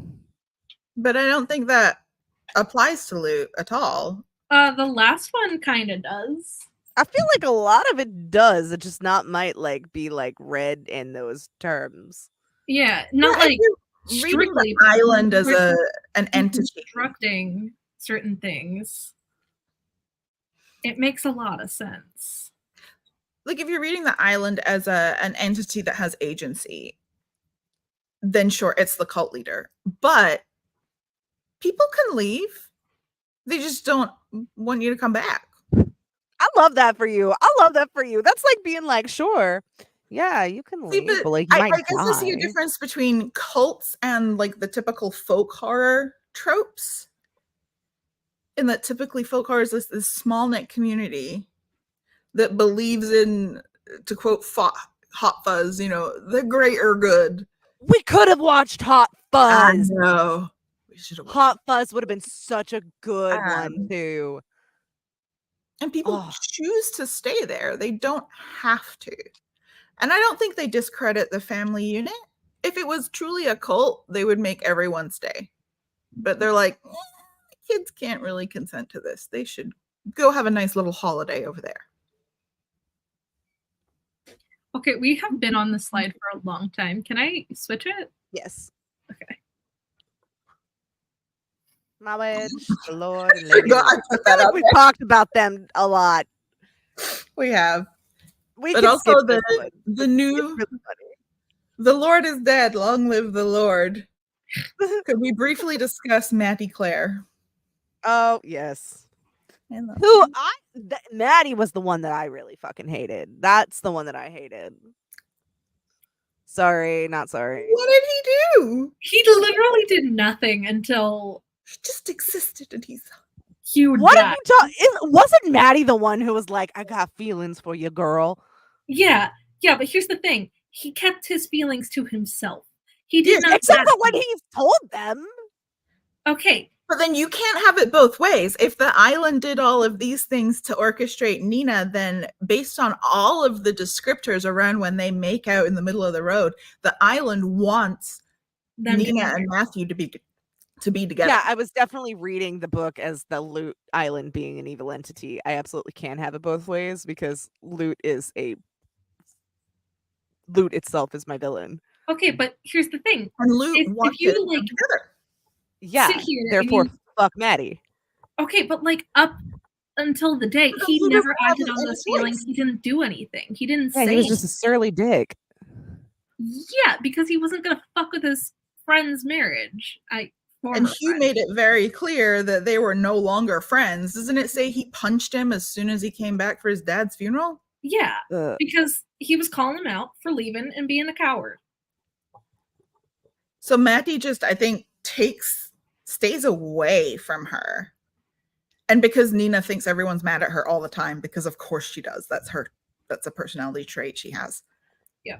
Even if it was never said. She assumes it's because she hates him, that he hates her. And then she finally guesses like, oh no, it's the opposite. I might not have been able to I might not have reading comprehension skills with this book, but I read the fuck out of Diavola, guys.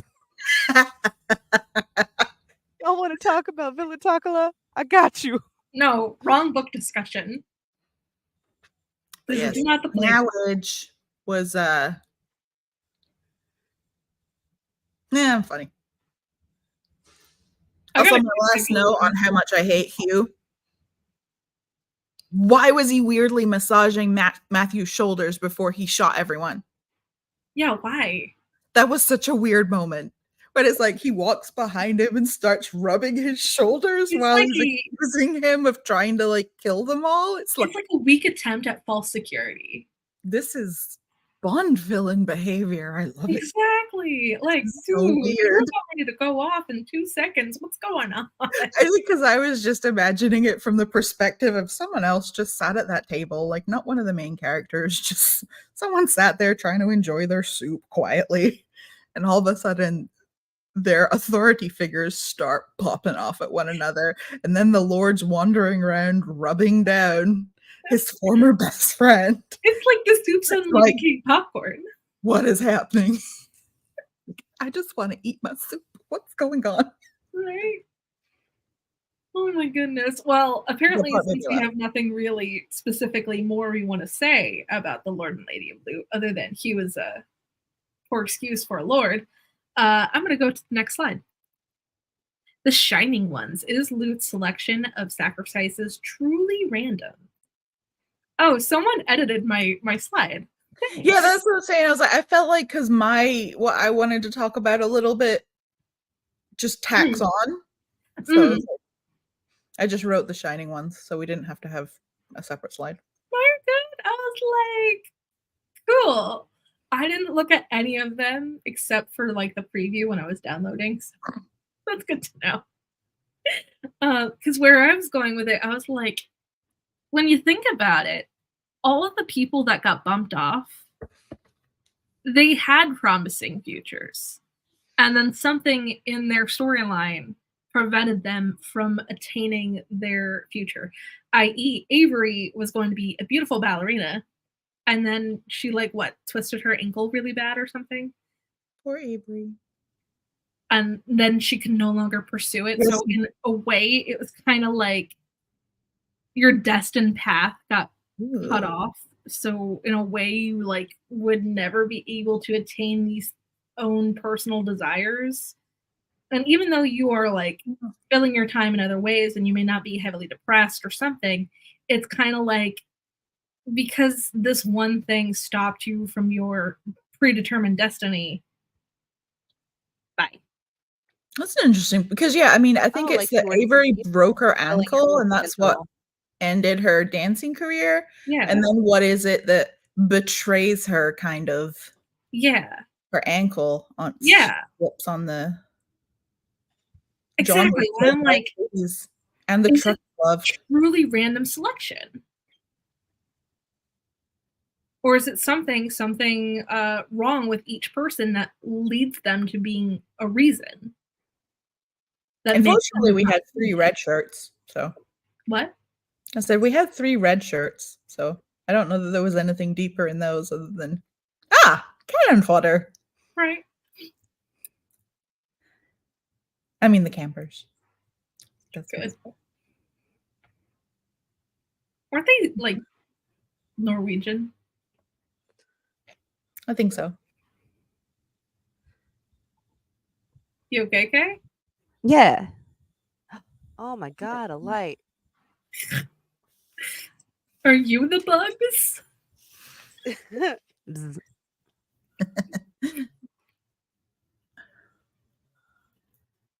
That's interesting because I mean the idea of the last standing as well and Hugh's books of X's and dots implies that it's not entirely random. Mm-hmm. But is it preordained or is it just opportunity? Yeah, and the only time where I felt like that was a truly random choice was when it was their itty bitty kid. What, Emma was the girl? Mm-hmm. When she was hanging out the window. I feel like that was the only time it was truly like, that's a weird choice. I think it's just because they kept mentioning the window, how there was a crack on it. And then nothing really comes from it other than just like, oh, wow, yeah, she could have fallen out that. And then boom, at the end. Yeah. But I mean, like in comparison to the other people who got bumped off with something actually being like preventative from them fulfilling some kind of destiny. Yeah. You know what I mean? Yeah, like she was what, like 3 or 4? Yeah. And that was just like a circumstance of happenstance, really. Coincidence. Well, was she one of the ones like pattern wise that doesn't really go. Was she one of the ones? Did we ever find out if she was one of the ones who could see the? Yeah. Mm-hmm. Oh, she was? Okay. Emma and Shirley. They both could. Yeah. That's why she kept asking about the horse. Because she saw it in her visions. I know, I like the idea of thinking about it like, oh, maybe it's not. But I wrote the Shining ones because there's a few odd little references. Yeah. And I'm sitting here and I'm like, it's given Sixth Sense and it's giving Dr. Sleep. Just a bit. In some ways. So I think that's why the Shining ones and the kind of old gods religion are what makes me hesitate calling them a cult. Mm-hmm. Because it's just the old way, going back to the old ways. Mm-hmm. And there were a couple of little things that I noticed and ended up looking up that you can still do both. You can still do both. That's true. Like a square is a rectangle, but a rectangle is not a square. They're both parallelograms. True. I guess because I think cults are generally inherently bad things. And I don't think this is a bad thing. I mean, Yellow Deli feeds people, but it's a cult. Still a thing. Well, we're not going to say that. We're just going to say that it makes sandwiches. Allegedly. And has opinions. Allegedly. Oh man, my light turned off. Yay, it's back on. So one thing, the Shining Ones were also called the Tuatha. Mm-hmm. And I ended up looking up what they were. Mm-hmm. So according to Wikipedia, they're often depicted as kings, queens, druids, bards, warriors, heroes, healers, and craftsmen who have supernatural powers, and they dwell in the other world but interact with humans and the human world. And like says sometimes through visions and things. So they're like otherworldly beings tied in with like Celtic and pagan beliefs. Which I had this whole rabbit hole I went down at one point, thinking like, oh, okay, so they are like ordinary people kind of elevated to these higher positions that are somewhat supernatural in origin. And I had a whole thing that I was like, oh, it's the Lord and Lady and Lute are meant to be the new Shining Ones, and that's why it rejected Hugh, because Matthew's a better fit, and they're the new Shining Ones. Or Tuatha. Like says some that were included in the Tuatha that were written about were like the Morrigan from Celtic mythology. Yeah. Which was kind of cool. Morrigan? Love that. Yeah. Then also, the other thing that's interesting and is very much not an old god kind of, or an old gods type of thing, but more Old Testament, I suppose. Maybe this is the New Testament. I honestly don't fucking know. But they talk about Joseph's Rock and how Joseph of Arimathea founded it. Well, I looked up who that was. He was one of the 7 apostles. 7.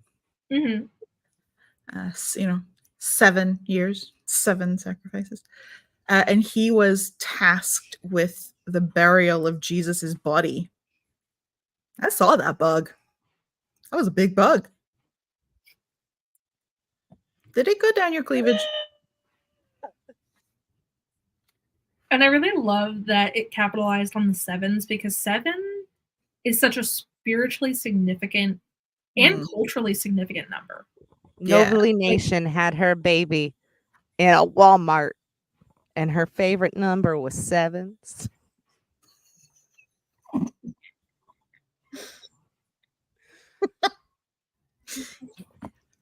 Where the Heart Is, everybody. If you have not read that book, please. Also, it's a movie with Stockard Channing. Important to note, in the movie, it's 5s. Yeah, they did fuck that up. But you know what? It's fine. The book is 7s, and it's great. But yeah, so Joseph of Joseph's Rock was one of the apostles, and he had been tasked with the burial of Jesus's body. And he's typically associated with ideas of sacrifice. And I didn't read the whole story, but it's something to do with how he had to give stuff up to bear the body and bury it. So he is associated with the lesson of sacrifice. I was like, oh, that's interesting, because it's all like about sacrifice and giving, taking and giving and receiving. Sorry. Friends reference. You're good. I just have a point that I really want to make. Hold on.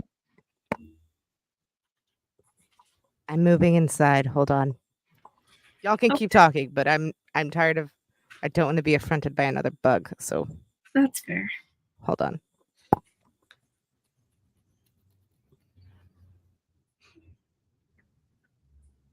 So, like, my introduction to the complex nature of the number 7 was literally 2 animes. Death Note and Nana. I didn't know 7 could be feared.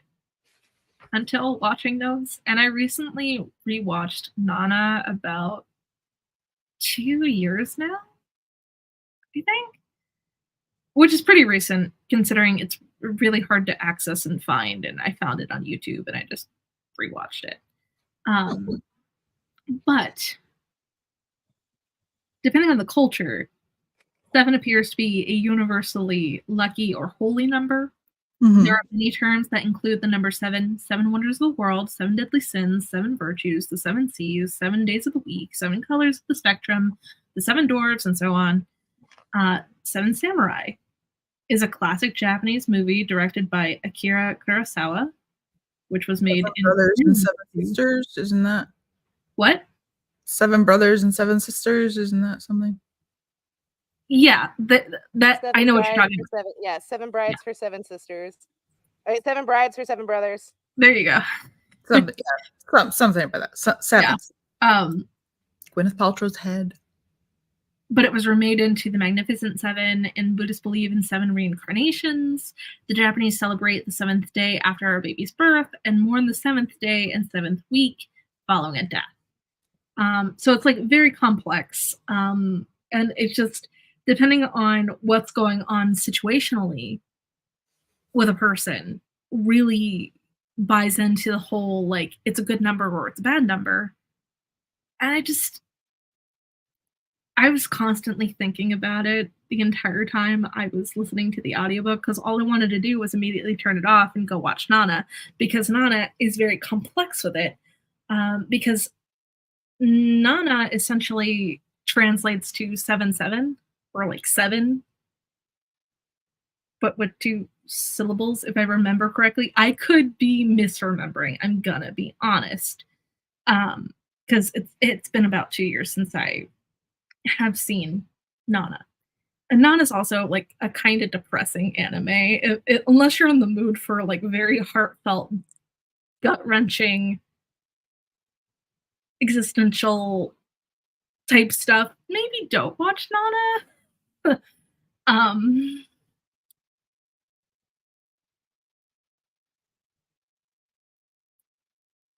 just like fact-checking myself just to make sure that I'm not wrong, because it's been a while.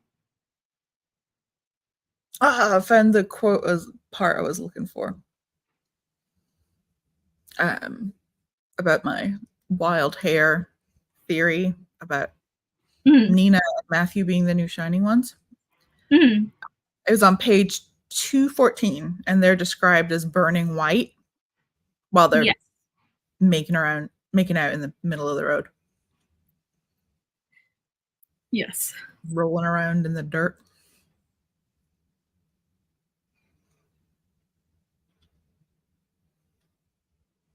I also kind of really want to ask Jennifer Thorne if his name was inspired by Matthew Claremont in A Discovery of Witches. Yeah. Because I get a lot of vibes, like similar vibes, I guess. I'm like, Matthew Claremont? Because it's even spelled the same. Like, maybe I'm just gonna have to go with, because I can't find anything super conclusive, because there's actually a few different animes with Nana in the title in connection to 7, because it does correlate to be translating as 7. Nana is 7 in Japanese, so it's just like it's really hard to find input. Yay, Claudia! Hang on, someone's knocking at my door. Ew, stranger. Wait, no, come back. Don't leave. You don't know who's at your door. Yeah, I can't even. Okay, I'll leave it on in case I get murdered. Thank you. We need to know if we need to call the cops. She has a man. She has a man. Why is she opening the door herself? Because she would still choose a bear in the woods. Let's be honest.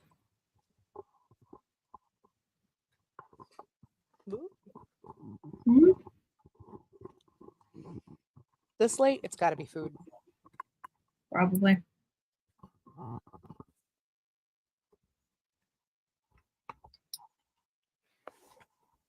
Wasn't murdered.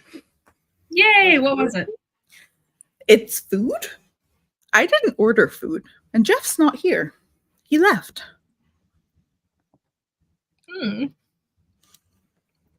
Interesting.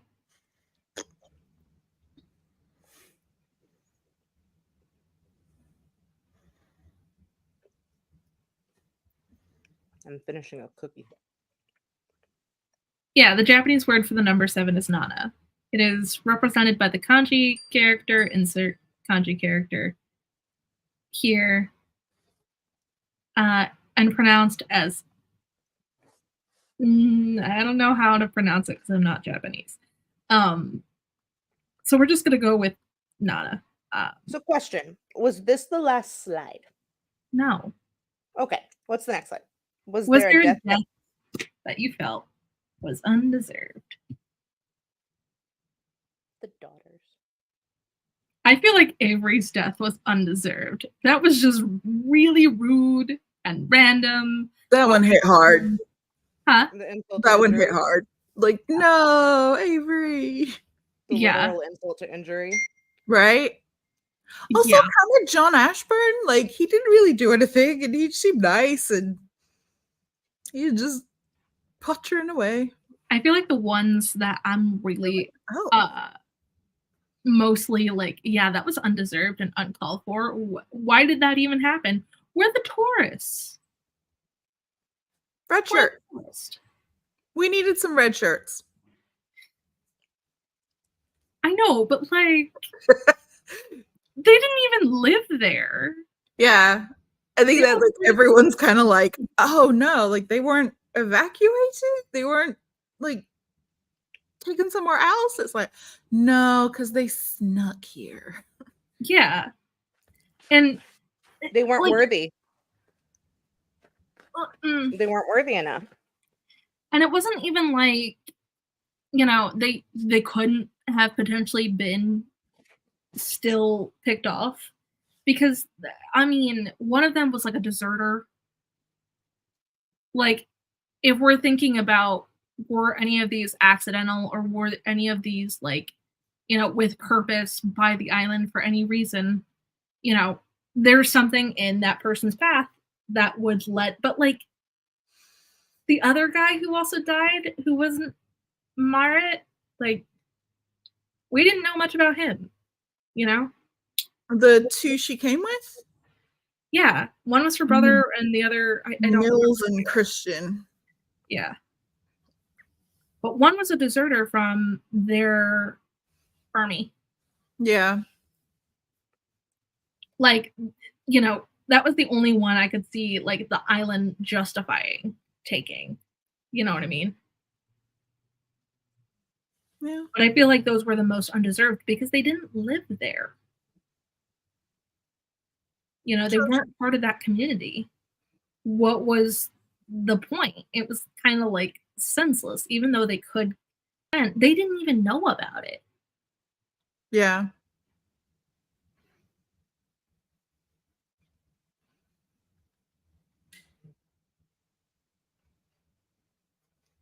Lute takes what it wants, I suppose. Because loot itself is evil.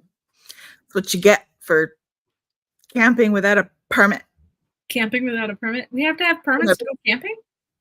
On Lute, you do. Right. Yeah. Because it's a historical site, I think. Because they have the excavation site, and then the beaches have the puffins on. Yeah. Puffins are a big deal. I don't know if you guys are aware. Ecological protection. Yeah, there's a lot of puffin sites in Scotland. So the next slide. Very worried about the puffins. The inclusion of empathy and the concept of compassionate release. Now, this one came from, because when I was writing it, all I could think about was The Giver, and how, if you haven't read The Giver, obviously you have not gone through 7th grade. Go back to 7th grade. Also, it's been out for years and years and years. I'm so sorry if I'm ruining something for you. I apologize.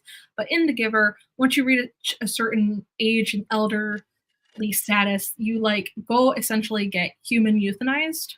and that's called compassionate release, or there's like 2 twins or whatever. There can only be one of you because it based on the utopian society of how the giver is constructed, if there's 2 people, it kind of is a logical fallacy waiting to happen to dismantle their belief system, and so they kill the twin by also human euthanasia. And toss them out. And I was sitting here and I was thinking of it because they don't even know that they're dying when under these circumstances. Not really. They don't understand it. They don't have comprehension of it. They just call it compassionate release, and that's all they know it as. They don't really know what that means. And no one's gonna tell them. And that's why we have. You mean like throwing old people off rocks?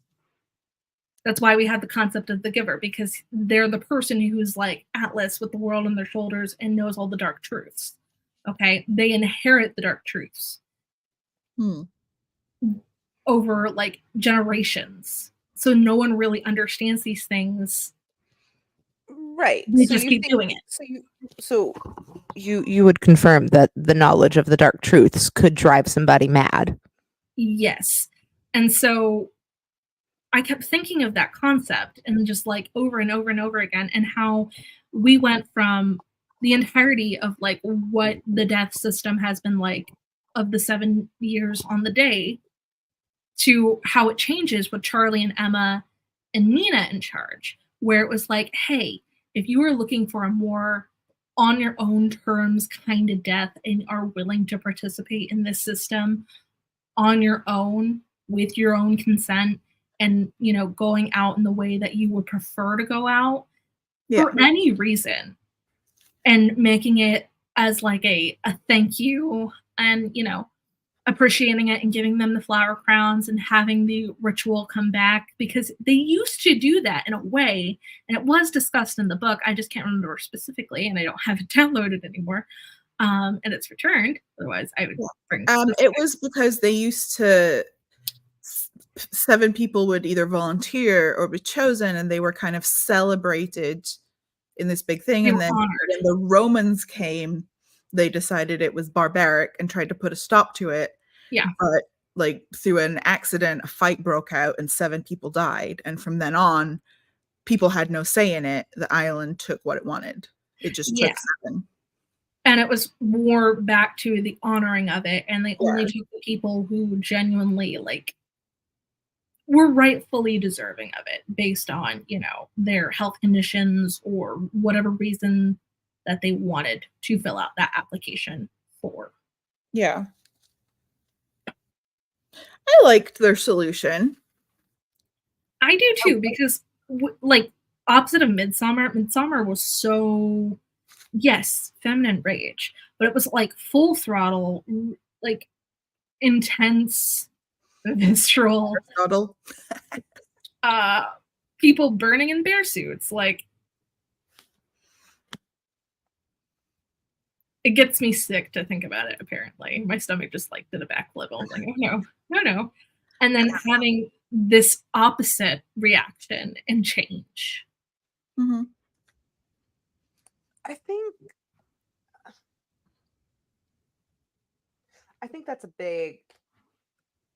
something that is very different I think you bring up an incredibly good point, and I think that's why I personally can't help but read Lute from a perspective of the island's the evil. Well, I don't want to say the island is evil, but the island works of its own intent and will. Like, much like, exactly like Final Destination, or like if anybody grew up watching Dead Like Me.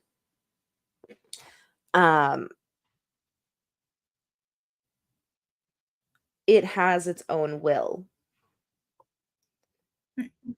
I think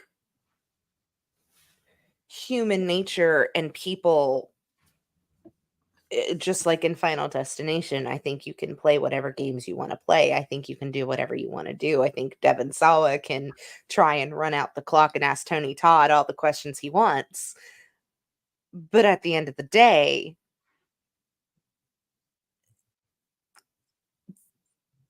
are you ever really going to be able to close that loop? Are you ever going to be able to really not have to sacrifice 7 people to keep a land beautiful? Are you ever really going to have to, like, at what point is a price paid? At what point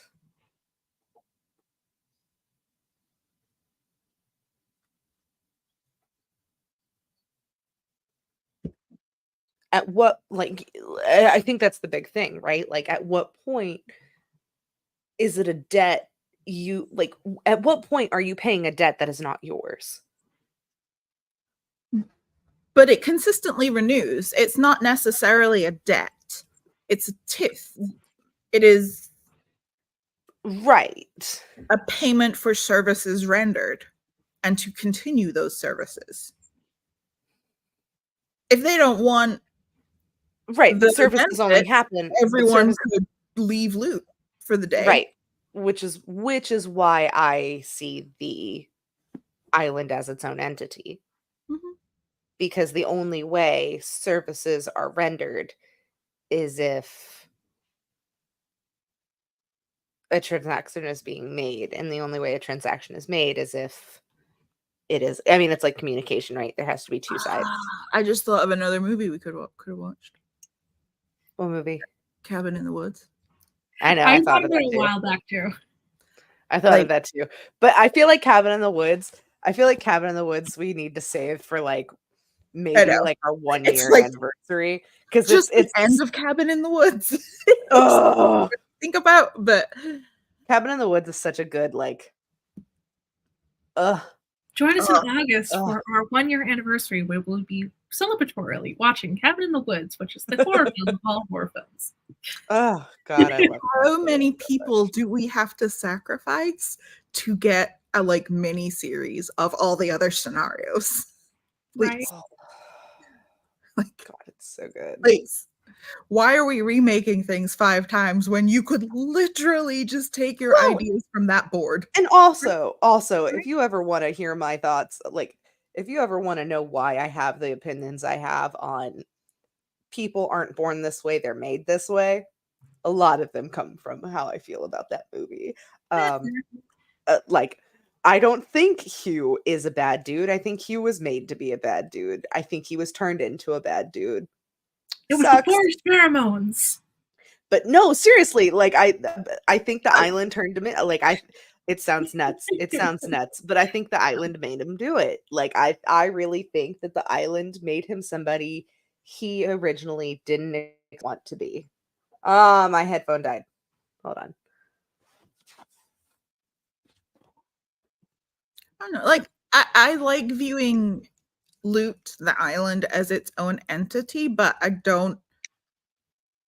didn't read it as having as much agency, I think, or being evil or good. It just is. And I feel like to a certain point, some of the characters would just blame it on Lute itself for whatever, like, it's kind of like in the Smallville episode where everyone gets poisoned by plants and they start acting impulsively. How much of that can you truly blame on the plant and latent desires that people just don't act on? And then when they do, they have that fallback of, oh, it's the island on the day. It's a scapegoat, right? Yes. Like, it's easy to be a scapegoat. Like, it's that's the thing. I think it's easy once you acknowledge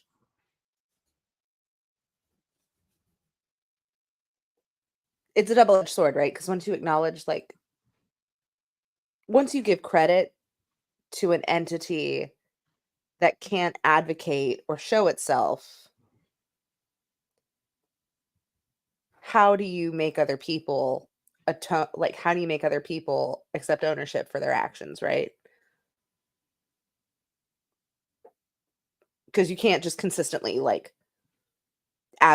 can't consistently be like, oh, it's not me, it's the island, right?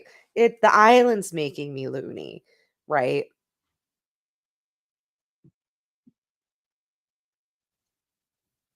I don't think anyone does blame the island for their actions, though. Right.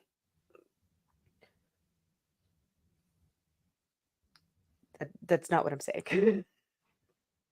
That's what I'm saying is if people were to realize, right, like that the island has this pull, that the island has its own agency, the island has its own powers, right? You know what we need to watch? Scooby-Doo on Spooky Island. Oh my god, that movie messes me up. So, well, no, it's Zombie Island that messes me up. Zombie Island is the one that messes me up. Stop talking about movies that you watch when you were little. You make me feel old. Well, I mean, when you think about it, it kind of. Oh, you know what? I wonder if today is Jess's birthday. No, it's not. It's the 30th. Oh, that's right. Hers is after mine, not before mine. Okay. I was thinking the 27th was hers. Okay. I do like their solution at the end, and I would hope it works. I mean, the island is getting what it wants either way. Mm-hmm. And they are providing kind of a service.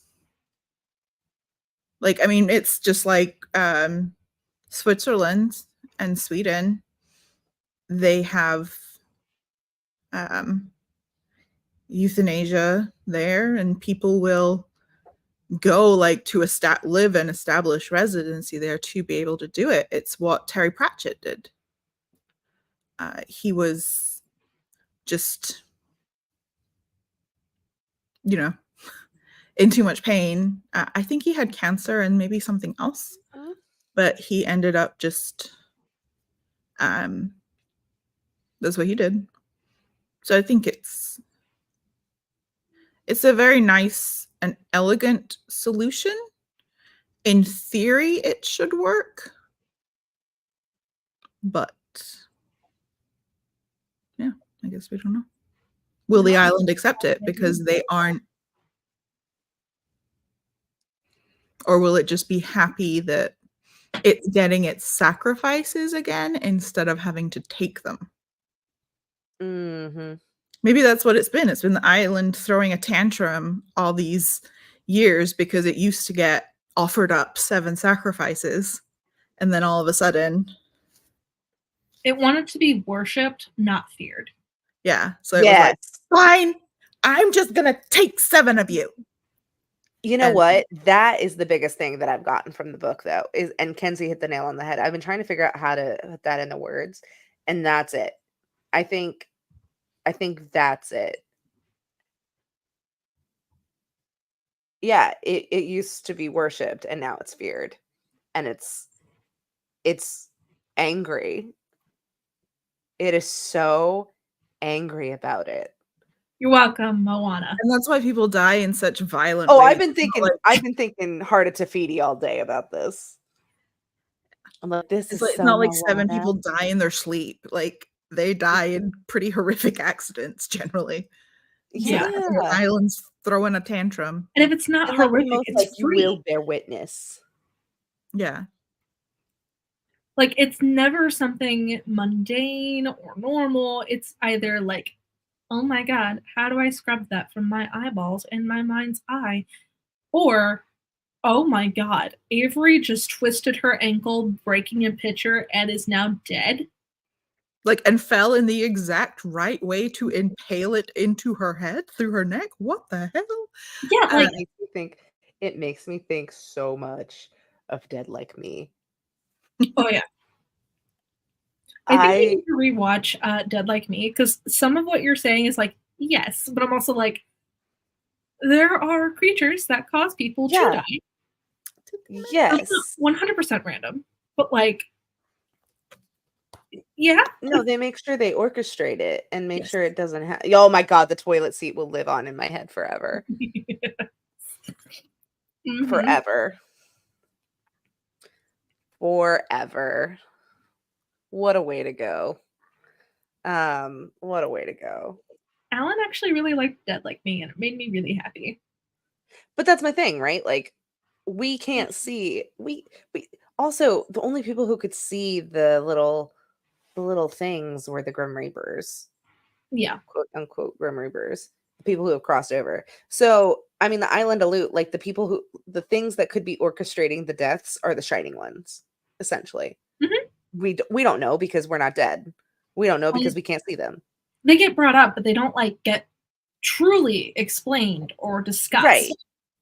Right. So, I mean, they could work the same. Like they could be holding influence and power.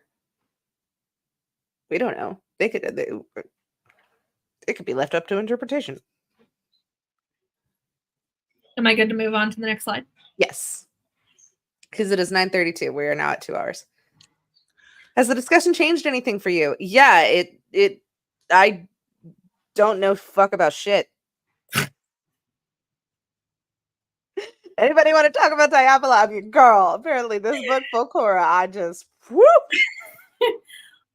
Me personally, no, because I'm right about everything and I hate Hugh for very valid reasons. But it did change my yarn. Hello. I'm trying to look in the last little epilogue because Claudia had said like I hope the solution works, but I hope other people get the benefits too. And I was trying to see if they mentioned anything like that because I couldn't remember. I think if it did change anything, it's probably like the island having a more significant presence than I originally thought. But does it change my rating? No, it does not. Pretty solid in my rating. I still enjoyed the hell out of this book. Like, I still liked it a lot. I just feel like an idiot. I feel like there was some reading. It's not how I read it or think of it, but I liked discussing it and the different What an American thing to say. Nina says she hopes the benefits will spread.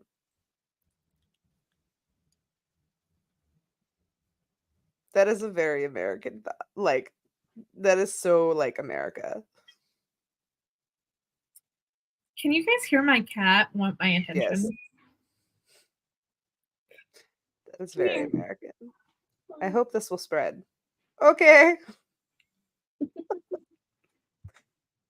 I mean, I also think that it's very goodwill and good nature, but it also makes me laugh because I'm also like, yes.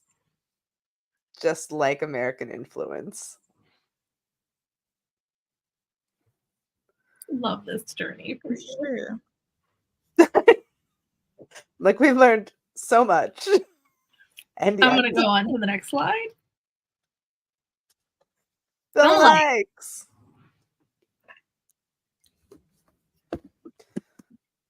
We did end up watching The Wicker Man, which was really good. I feel like I need to rewatch it because I was not paying attention. And we have Midsummer. Of course, Midsummer. You could also watch Hot Fuzz. Hot Fuzz would be a lovely go along with this. Yeah, I forgot to add Hot Fuzz to my other slide. I knew there was something I'd forgotten that I really wanted to add. Hot Fuzz is much more campy, but it is still equally fun. Yeah. And it's very much, it shows very well kind of small town village life in the UK. Yeah. Because it's different to like small town American life. Yes. A village in America is very different. Village, and it captures it just like oh, well, we know where they are if they're drinking in here. It's fine. The greater good. Like, it's also pretty much just like The Wicker Man, except much shorter and much funnier. More guns. And more guns. Have you ever fired your gun in the air and gone, ah? And it's got Simon Pegg. Not fired my gun in the air and gone, ah. Ah. And it's got Simon Pegg, so. I want to watch Hot Fuzz now. And Laura's massive more likes. Yes. So, these are other ones, like I said, at the beginning. Folk horror is my jam. So these are some other of my favorites that would tie in really well. Of course, you have The Witch. The Ritual is really good on Netflix. Final Destination. Blood of Satan's Claw is another, like, I think it came out a couple of years before The Wicker Man, but it's considered one of like the early things that sparked folk horror. And then there is a really cool documentary on Shudder called Woodlands Dark and Days Bewitched. I haven't actually watched it all because it's like 3 hours long. It's like in the darkness, but for folk horror. Yeah. So if you're interested in learning more about the evolution of folk horror, that's a really cool film. And then some books. So we have The Lottery, of course, because today's Lottery Day. Thank you to Shirley Jackson. I think Knock Knock Open Wide has a lot of the same vibes. The stories are nothing alike, really. But I don't know, there's similar vibes. And it's really, really good. And more people should read it. Then Dead 11, I know Kaylee. Now in paperback. Yeah.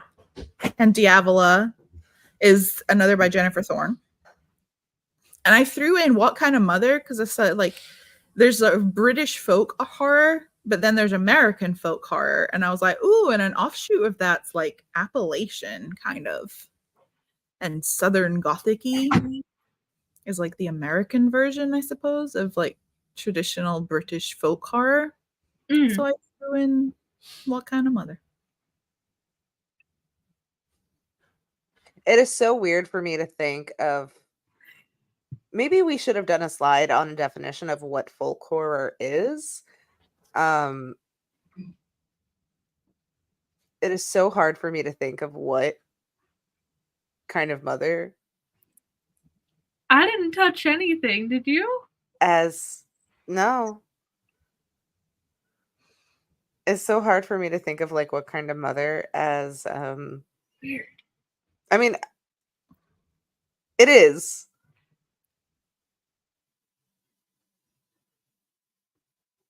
It's a very different type of standard folk horror, but a lot of it's like it's where folk horror and Southern Gothic meet. It is it's like a genre bending. Yeah. It's very interesting. It's very because a lot of folk horror is inherently British and it explores a lot of British things. And a lot of it just takes place in the UK or Europe. I wanted an American equivalent that I think stands on its own as well. So I went with What Kind of Mother. Anyway, this is the Lute Island nonsense that our lovely admin Laura has been posting on our Instagram as a fun little catch-up for everyone who may have read Lute at one point or another and forgot some things. Or, like Kaylee and I read it at the beginning of the month and then probably forgot anything that happened until literally today. Just vibes. And then checking the Instagram because I put a lot of thought into the song choices. Like, which one? Hold on.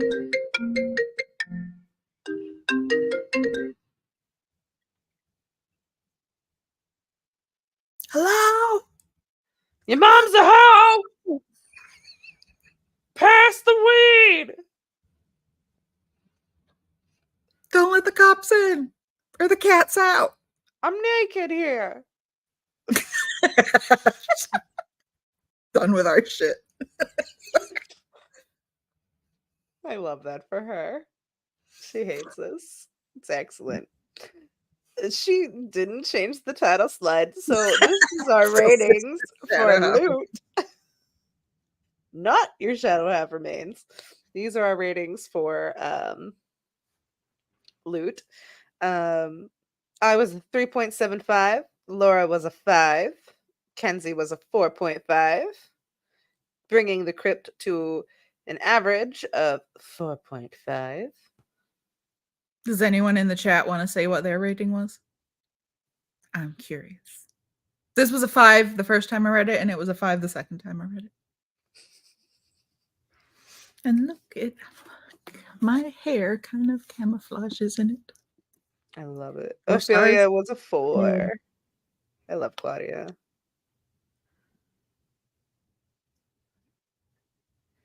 Would you live on Lute? Do you think the Covenant is worth it? No. I would tell Lute to get fucked. I absolutely would not. I would have to pull you out of Lute. I would have to come get you. Sydney said 4.5 or 5. Yeah. Nice. I would live there. I know you would. And I don't think it's a cult. I think their covenant is worth it. That's why I know I would have to come get you, Laura. I saw a co-star astrology post the other day that was like it's like, can I get an exempt card? Like, it is was it like a like disabled placard? Can I have an reasons each sign would join a cult? And Aquarii were like they're either the conduit to how like the cult gets put out, or they know like, better and they'll just run from the fucking hills. It was like their views on it was like their views against the government align with yours, or like their views That's it. It's it was inherent rebel. It was like their views against authority align with yours, and I was like, yep, that's anti-disestablishmentarianism.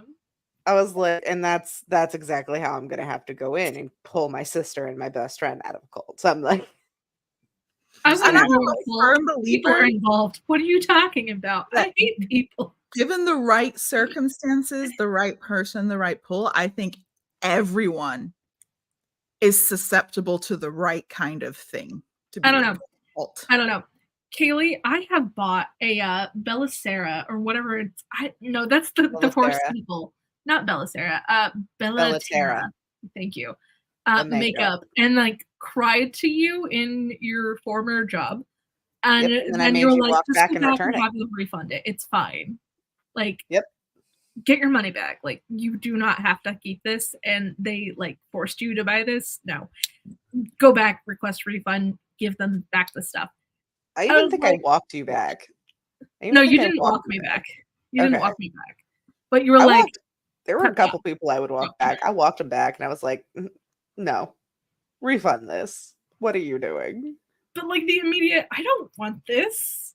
Like, it took me 1 minute, and then I was like, I need help. How do I go about this? And then I did it. Like, I don't think I would last long in a cult if I joined one. I would be there for 5 minutes and then go home. Change my entire identity. It's fine. Not all cults are bad, bro. Not all cults are bad. Yeah. Okay, next. But I'm under no illusions. I probably would join a cult under the right circumstances. I'm aware of my flaws. And I also know Kaylee would pull me out, so it's okay. Yeah. I'd be like, I'm sorry, she can't join. She's already in too many. You don't want her belief. It's her faith is watered down. She believes in too many things. So sorry. We're gonna. Sorry. I also want to say, my rating is 4.5. It would have been a 5 because I really liked this book, but the only thing that prevented it from being a solid 5 or anything higher than a 4.5 on the quarter scale. Excuse me. Ooh.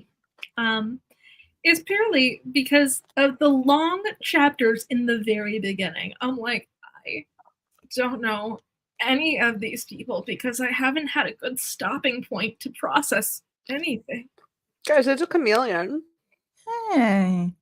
Oh, it's 3 different colors. I love him. Where did he come from? What did I miss? Is he Cotton Eye Joe? Where does he come from? Where does he go? Oh, okay. Did have to fit Cotton Eye Joe. Okay. I've been married a long time ago. Yeah, you were. Long time. That's where he goes. Next time. He gets chewed. This is the last slide. Woo! We made it. Also, someone could have changed this for me versus roasting me for forgetting to change the title. Thanks. I didn't make a phone call. This is why you check your things, folks. Whoops. It's fine. This proves we're human and not robots. True. I don't know what you're talking about. I am very clearly AI. I don't associate with robot people. Not even Data from Next Generation. Data was cool. I love We Data. associate with one kind of robot person. No one else. Oh man, I was thinking of Data from the Goonies.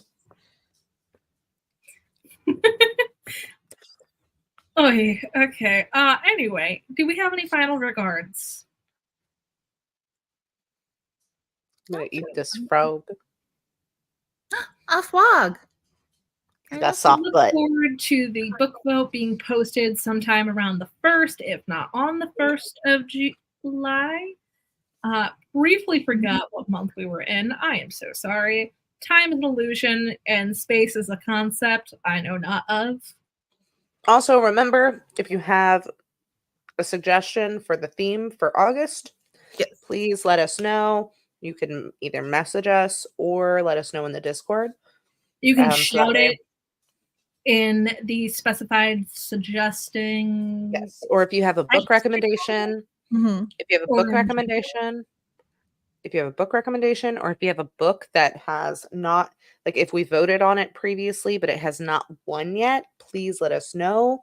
If you're holding out for a hero, please let us know. Especially because we are coming up on that 1-year mark, meaning just like Taylor Swift's Eras tours, all songs are available to be re-entered again. Oh, August is our first. Yes. Ooh. Maybe we should do the Losers Club for August and do 3 books that didn't make it. 3 books a month? What? No, I mean 3 books that didn't make it. Because August, our first book was Reluctant Immortals. Yes, it was. And that was before we that was a voluntold pick, because that was before we did paneling.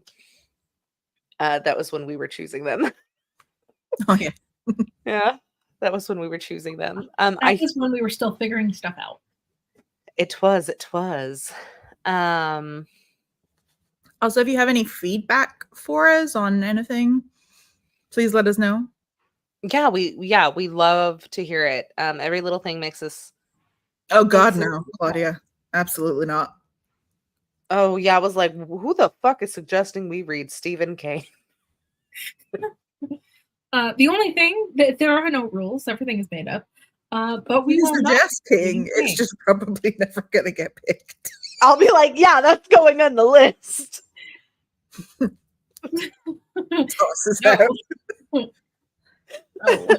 We would like to say for posterity that the double feature Creature Crypt has nothing against Stephen King personally, or people who read King. We just have our own opinions. We have all witnessed ourselves reading Stephen King at some point, is what we're saying. I tell you what, if you can present me with a book, you know what? I may be persuaded for King. I could be persuaded for King. I like The Shining. I like Carrie. If I could do a double feature enough that just look, Mike Flanagan is my boy. So I know. I love Mike Flanagan enough. I love him enough. And our boy Rahul. Oh, Rahul Kohli. God, what a talent. Ooh, Midnight Mass is kind of folk horror-y. It's got elements. I wouldn't classify that as its main genre, but it's got folk horror elements. Anyway, be on the lookout for some new Crypt things that are going to come out within the first week of July, as they normally do. The calendar, the book vote, anything coming up on the horizon as fast as you can. Check our Instagram first, because that's where everything gets posted first. Fun fact. Guys, I mentioned Mike Flanagan, and it was the first Instagram post that was on my Instagram when I opened my Instagram feed. Witchcraft. Burner. Get the stakes. I love the algorithm. That bitch really feeds you what you put into it. True. Love it. True. I love it here. We are still doing our Dracula Daily reads, so I hope you guys are getting caught up because Dracula Daily has been bumping the past week with updates. Highly recommend holding yourself accountable by signing up for the email.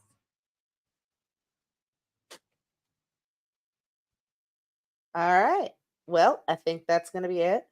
Can't wait to see you guys in September. Can't wait to see you guys in July for Camp Damascus. I get to be so autistic and gay on Maine. I'm excited. It'll be good. It'll be a good time for all. Fun. All and right. be like Keely, go buy some mosquito spray or bug spray in general. Yeah. Good night, guys. Bye. Bye, Claudia. Bye, guys.